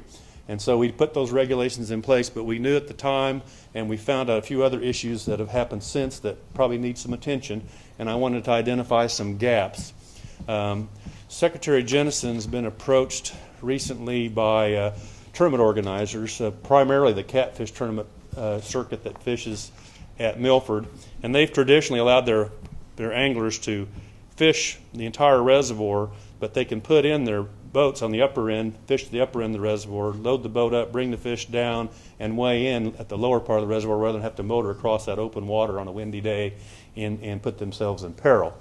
And there's been some discussions about the implications of the regulation that right now it's being interpreted that as soon as you leave the federal property, the fish have to be dead if it's in A&S water, and the water has to be drained out of any live wells or boats.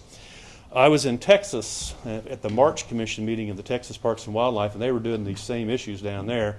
And I talked with Assistant Secretary Sexton about that meeting, and the way they've handled it down there, especially for tournaments, is they allow them to go ahead and put the boat on a trailer and trailer it down to the weigh-in as long as they take the most direct route. And that's the language in their regulation is there's an exception that would allow you to take your boat and water and fish via the most direct route to another boat launch site on the same body of water. So that's something that we might want to consider to take a little bit of the sting away from some of the groups that were impacted by the decision that you have to haul anything, you have to drain your tanks, and you have to haul fish dead out of an A&S infested water. So that was one issue. And then we also had these gaps that we identified in the briefing book. One thing that was the biggest loophole in the whole deal is that we did not intend for people to catch bluegill, any kind of bait from a pond and move it somewhere else. We gave you 2 options originally. One was use it where you catch it, and the other one was maybe an option to move bluegill and green sunfish from a pond, and you opted to not go with that. But because there's a legal definition called a private water fishing impoundment, people can take bait from a private water fishing impoundment, and it's a big loophole, and it allows them to then go ahead and move that bait and use it somewhere else. So we wanted to have a discussion about that issue. The term private water fishing impoundment is a legal term that came about back in the 50s and 60s where people wanted to have a private pond that they could use for commercial purposes, like to have an aquaculture operation to raise fish for stocking or to have a fee fishing operation. And back in those days, they could apply annually to the old Fish and Game Commission, or the Forestry Fish and Game Commission, I believe at that time, to have their water declared a private water fishing impoundment. It was good for 1 year. It was a 1-year declaration, and it cost them $10, and that meant that lake would be treated differently than other bodies of water that were considered waters of the state. They did away with the requirement for the state to have to identify and permit something as a private water fishing impoundment, but the legal term is still in place. Is that correct? If I get off base, Chris will have to jump in here and straighten me out. So the issue really is, do we want to go back and review this issue and try to deal with the private water fishing impoundment loophole, or do we want to allow people to continue to move wild-caught bait from a private pond that meets the definition of a private water fishing impoundment? And that definition basically is it's a body of water that's owned wholly by one person, and the term person doesn't mean an individual, it means an entity such as a homeowners association or a couple of people that might own it jointly, but they own the entire property is owned by one person or one entity, and that it doesn't have a direct connection with the waters of the state, meaning that the wild fish can't come and go freely in and out of that impoundment, basically. So that becomes a real difficult issue even for us to explain to somebody on the phone well, can I get them out of my pond? Well, we can't say yes or no. We have to then help them decide if their pond meets the definition of a private water fishing impoundment or if it is indeed waters of the state. So if it has a creek flowing into it, say it's a big watershed lake, 50, 60 acre watershed lake, it has a creek flowing into it, probably no question that does not meet the definition of a private water fishing impoundment. But if it's a dugout pond in a pasture somewhere that doesn't have a creek flowing into it and out of it, it does meet the definition in most cases of a private water fishing impoundment, and they could move fish from those and use them elsewhere for bait. So that's one issue that we need to talk about and see what you want to do to remedy the situation. Now, Jason Geckler, our invasive species coordinator, had a couple of solutions, or had one solution for that. One could just be to define the term wild caught to include all non-commercially purchased fish. That's a possible solution, and we can talk a little bit more with our legal staff as to whether or not that's a good way to approach it, and if that's something that we would like to do.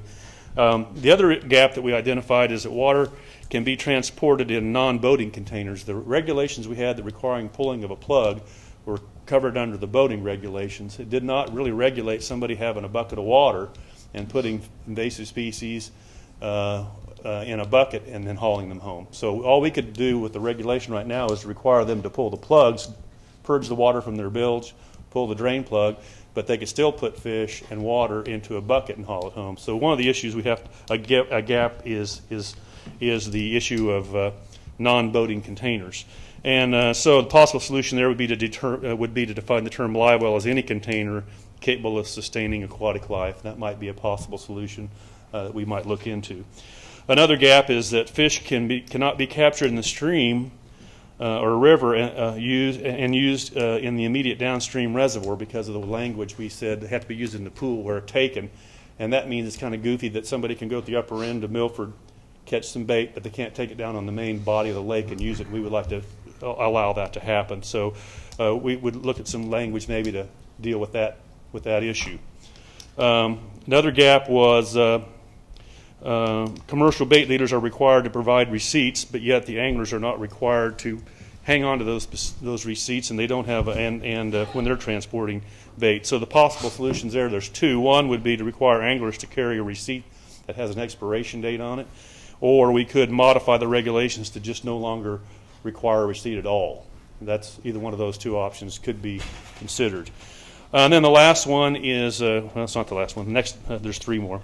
Wild-caught bait that's taken from out of state. We have regulated the use of wild-caught bait within the borders of Kansas, but we haven't done anything to deal with somebody taking them in a farm pond in Missouri and bringing them over here. And so that would be a possible solution there would be to disallow the transport of wild-caught bait from out of state. Another gap is where 115.17.15 cites locations where crayfish may be harvested. There's been concern raised as to what are the Water Department lands and waters and federal and state sanctuaries. So we just need a little definition on the term sanctuary to ensure that the Army Corps of Engineers reservoirs are included as department-managed waters. And then the last gap that we've identified is wildlife may be stocked into all streams other than KDWPT lands, waters, federal reservoirs, and the three navigable rivers. Now, I think our original intent was not to allow them to stock them in any of the waters of the state, but that's not the way it ended up in interpretation after the regulations were passed. So those are the issues that need some attention to clean this issue up. I can tell you that we've had a lot of comments from the public, a lot of calls about the new bait regulations, and a lot of people, it seems like every 2 weeks a new group finds out about it, and we go through the process of trying to educate them.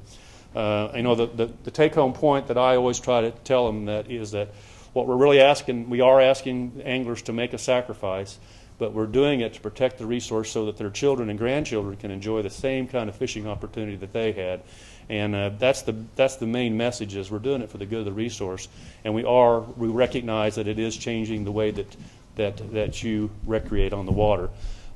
We also have been looking at the possibility of providing ice machines in some of the state parks, and I'm not sure exactly where we're at. We've had some bidders that have been giving us some costs on what it would take to provide ice at no cost at some of the major boat ramps.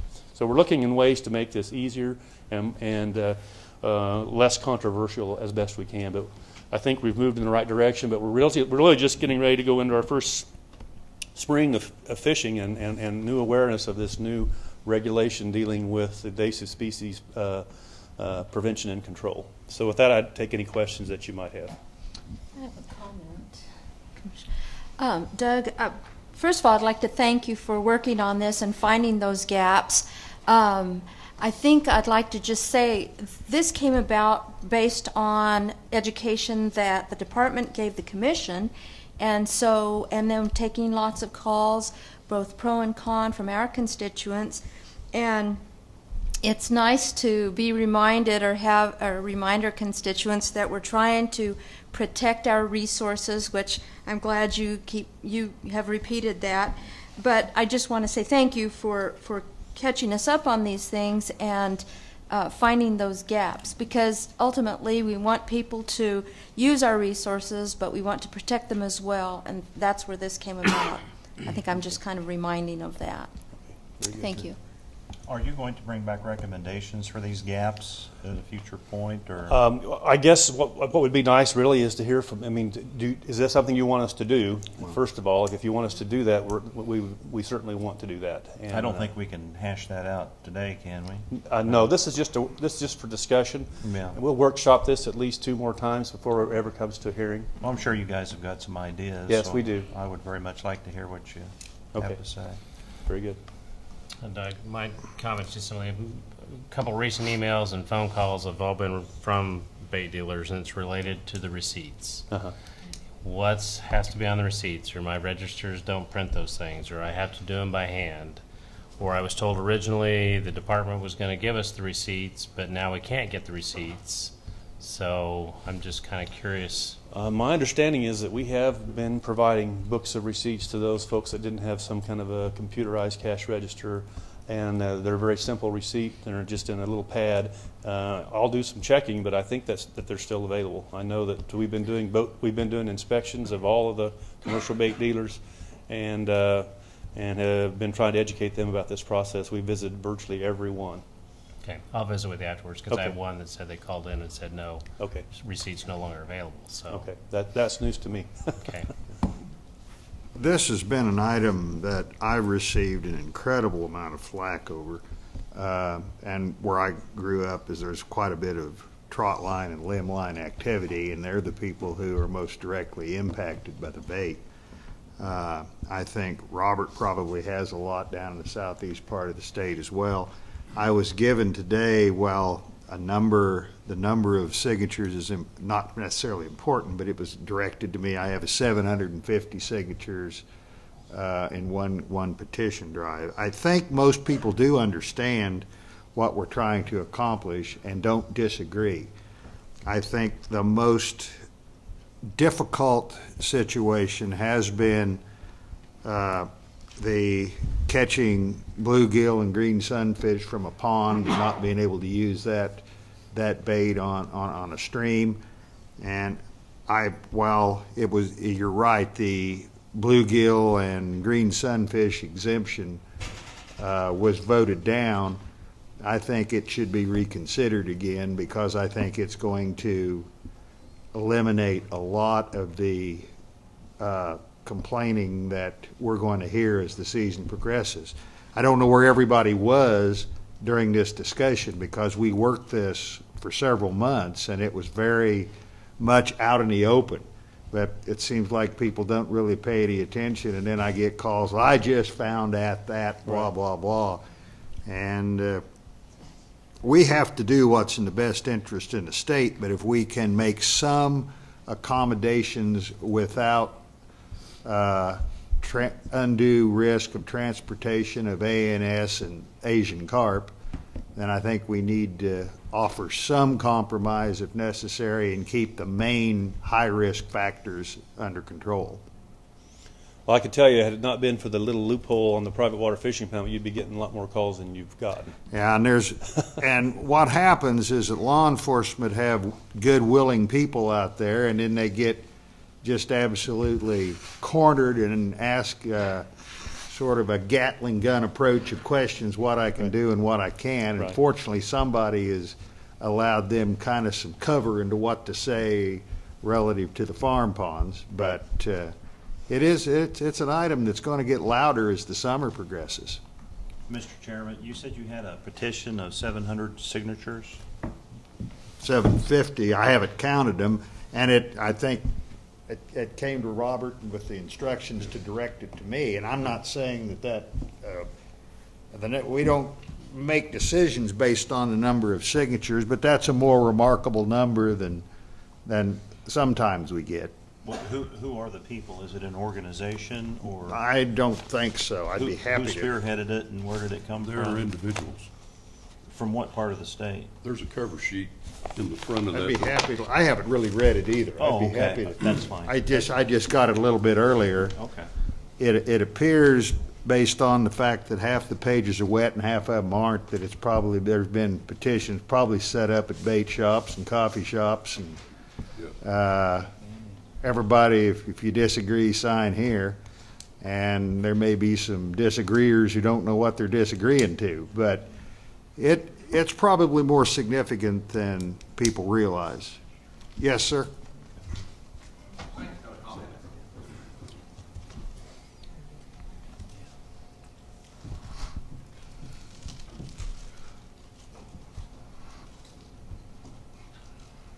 It's Dwayne Troutman again. I understand what y'all trying to do here, but if a farmer takes and digs a pond in wintertime, you get a spring rain in there, fills it up, there's been no human beings around it all summer, and you go back to that pond in the fall, you're going to find fish in that pond. Waterfowl are going to transport small fish or eggs to that impound. So I understand what you're trying to do here, but you're going to have to put people around the lake to shoot all the waterfowl birds to keep them from transporting these same fish into other water impounds.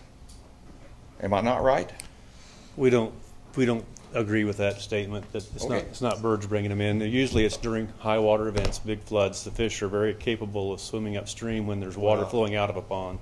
Yeah, but I'm not aware of any instance of them ever really being transported by fish. Okay, that's my thought. Okay. These comments I'm gonna make are not based towards you, they're based towards the entire staff of the entire department.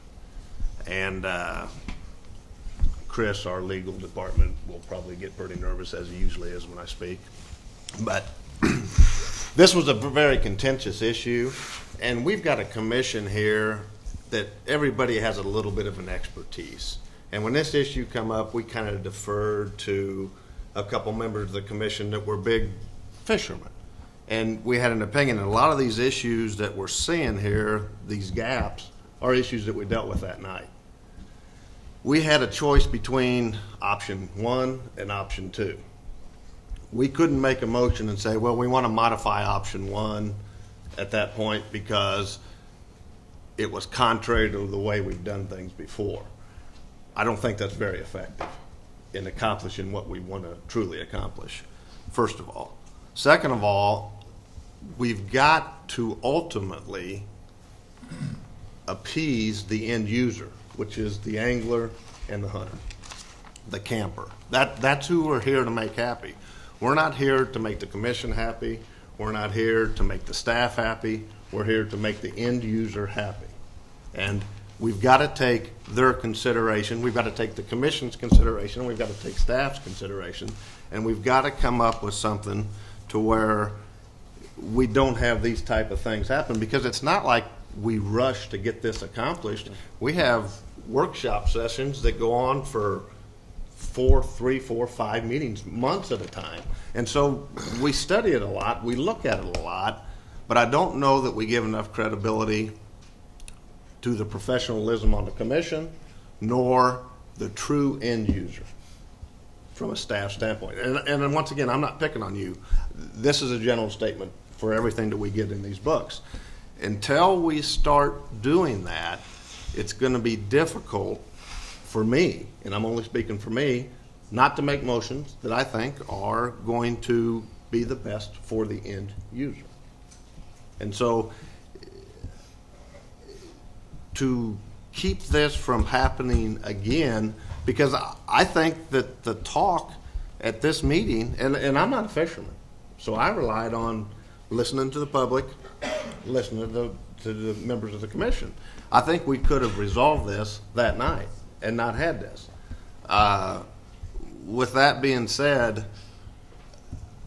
we want to be supportive of staff's recommendations, but staff recommendations, I feel like, should certainly look more towards the end user. Well, Mr. Chairman, I think we need to recognize one more thing. We need to protect the resource.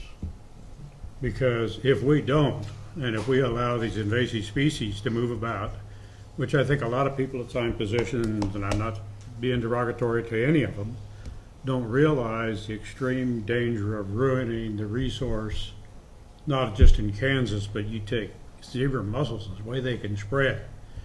And we've got a responsibility to protect that resource so that they don't get, and just one unthinking person not realizing what that one little fish that they turn loose in a different body of water, how that can affect future generations. We're here to protect the little critters, every one of them. And at times, I'll protect the critter more than I will protect people. Sorry about that. No reason to be sorry. You know where you're down on the list. Any other questions from the commission? Well, I just want to add, while we're protecting the resource, I want to always make sure that we put science behind our decisions, as well as the opinions of our constituents, and of course the science that the staff brings us. But protecting the resources and putting the science behind those decisions are important to me. Well, I want to as well. I want to be clear. My statement wasn't, Frank, derogatory towards that. We're all wanting to protect the resource. That's why we're all sitting up here. But we've also got to give consideration to the end user as well as protect. There's a happy median here. It may not be option 1 or option 2. It may be option 3 that we come up with as a commission. Is what I'm saying. It's an unhappy correct answer. But do you have a comment, sir? Yes. I'd like for you to come up front, please, and state your name. I'm Carl Puckett. I like to catfish, live in Fredonia, Kansas. And what I'd like to say, you take a body of water, a pond, a creek, I don't care what it is. If it's got an invasive species in it, it drains into, say, the Verdigris River. Sooner or later, it's going to be in the Verdigris River. It's going to be all the way to Toronto Dam. It's going to be all the way to the Oklahoma border. You'd have to agree to that. If it's in an impoundment, and it will eventually go out and it'll go down. But black perch, bluegill, pumpkin seeds, they got nothing to do with this carp that's a problem. And my feelings is if we catch fish out of a pond or a creek and you fish in the drainage area up to a gated impoundment downstream, I could not transport anything that's not already there or won't be there with or without me fishing. Am I making sense to you? And you've shut down the fishing, and I talked to a guy the other day at a bait shop was selling black perch. I think he said it was like $15 a dozen. If that's the way I got to go set lines, it ain't going to happen. I'm one of a few. This rules, I appreciate taking care of the resource, and like zebra mussels is a problem. But eventually, and we don't want to transport them one by another, none of that, eventually they'll probably end up everywhere. We'll learn to live with them. But I think we need to find a way to be able to utilize our fishing, try not to contaminate anywhere it's not, and not shut down the recreation. But you've really shut down the recreation of catfishermen. As far as bait goes, every year I got a cooler I put in my truck with an air pump. I put a dozen perch in there. When I got time, I go down to the river. When the river's running high, I got my bait. If I could go down there and dump my bait out and get new bait every time I go, I'm done fishing. A lot of my fishing happens 4 or 5 o'clock in the morning before I go to work. And men is the same way. For crappie fishing, if I go, a lot of times I'll get my bait. I got them in my cooler, and I get a chance to go, I got them. If I have a certificate that says it's good for 3 days, I might keep my minutes for 2 weeks. I'm not saying, and I appreciate trying to protect the resources, and it's important to me. And I'm going to get off topic of this a little bit, but years ago I did commercial mussling, and they had no size limits. and I actually petitioned the Fish and Game to put size limits on it, so protecting resources is important to me. But I would really I liked your idea of thinking a lot more of the user, but to me, if you're fishing in a drainage area up to a gated lake, it ought to be able to do it. Okay, thank you. Any other questions from the commission? I've got a couple, Mr. Chairman. Yes, sir.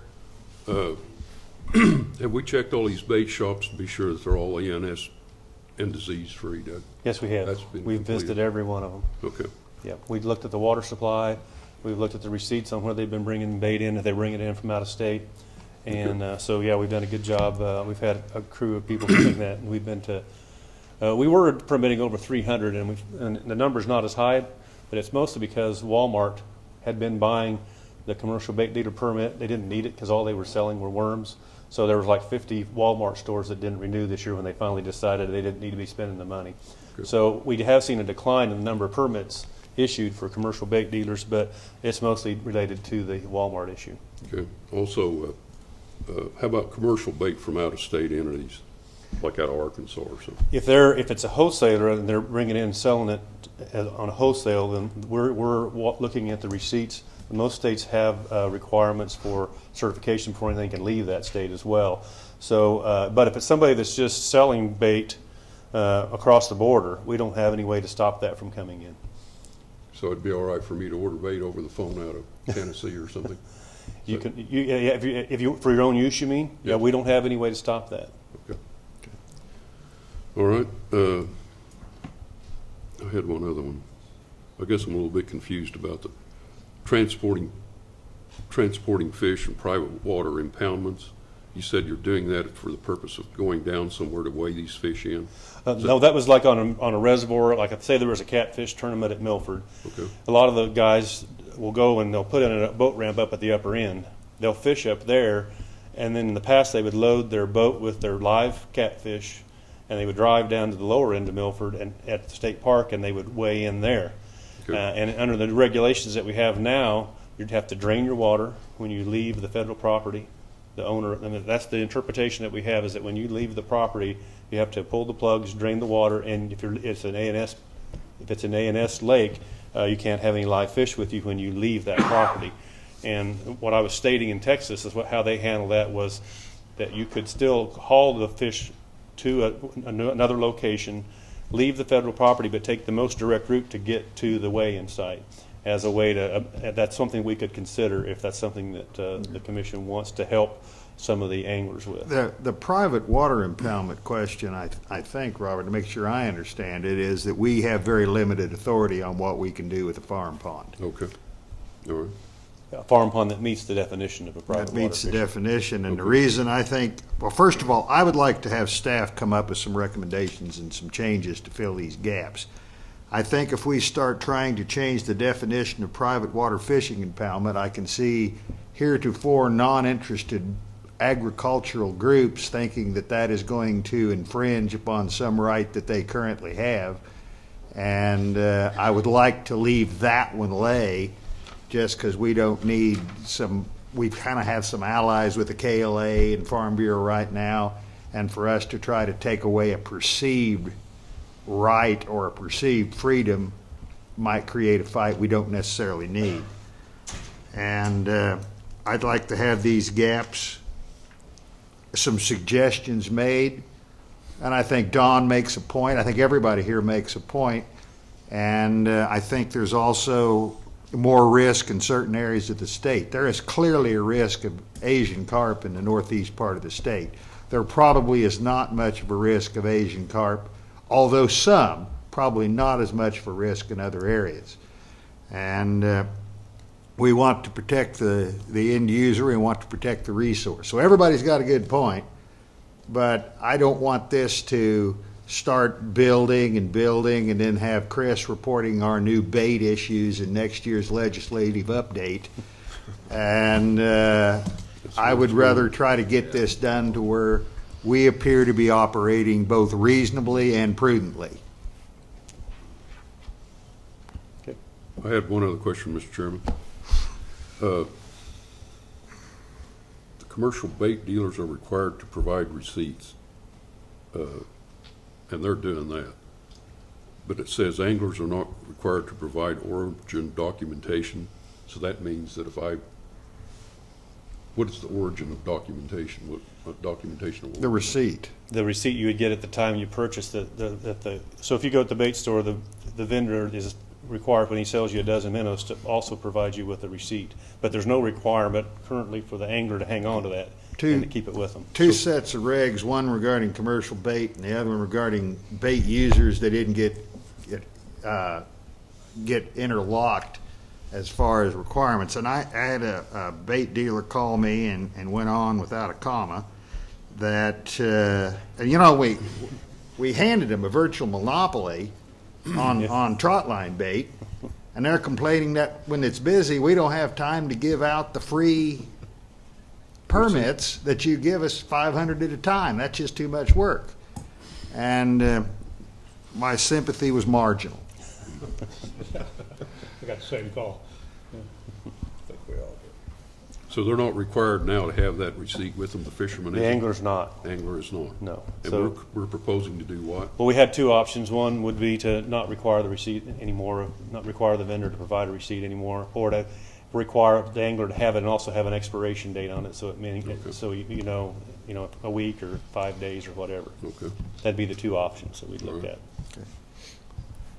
I'd like to see staff work on this. I think you understand kind of the various issues as well, if not better than the rest of us. Does anybody else have any more discussion or direction for Doug?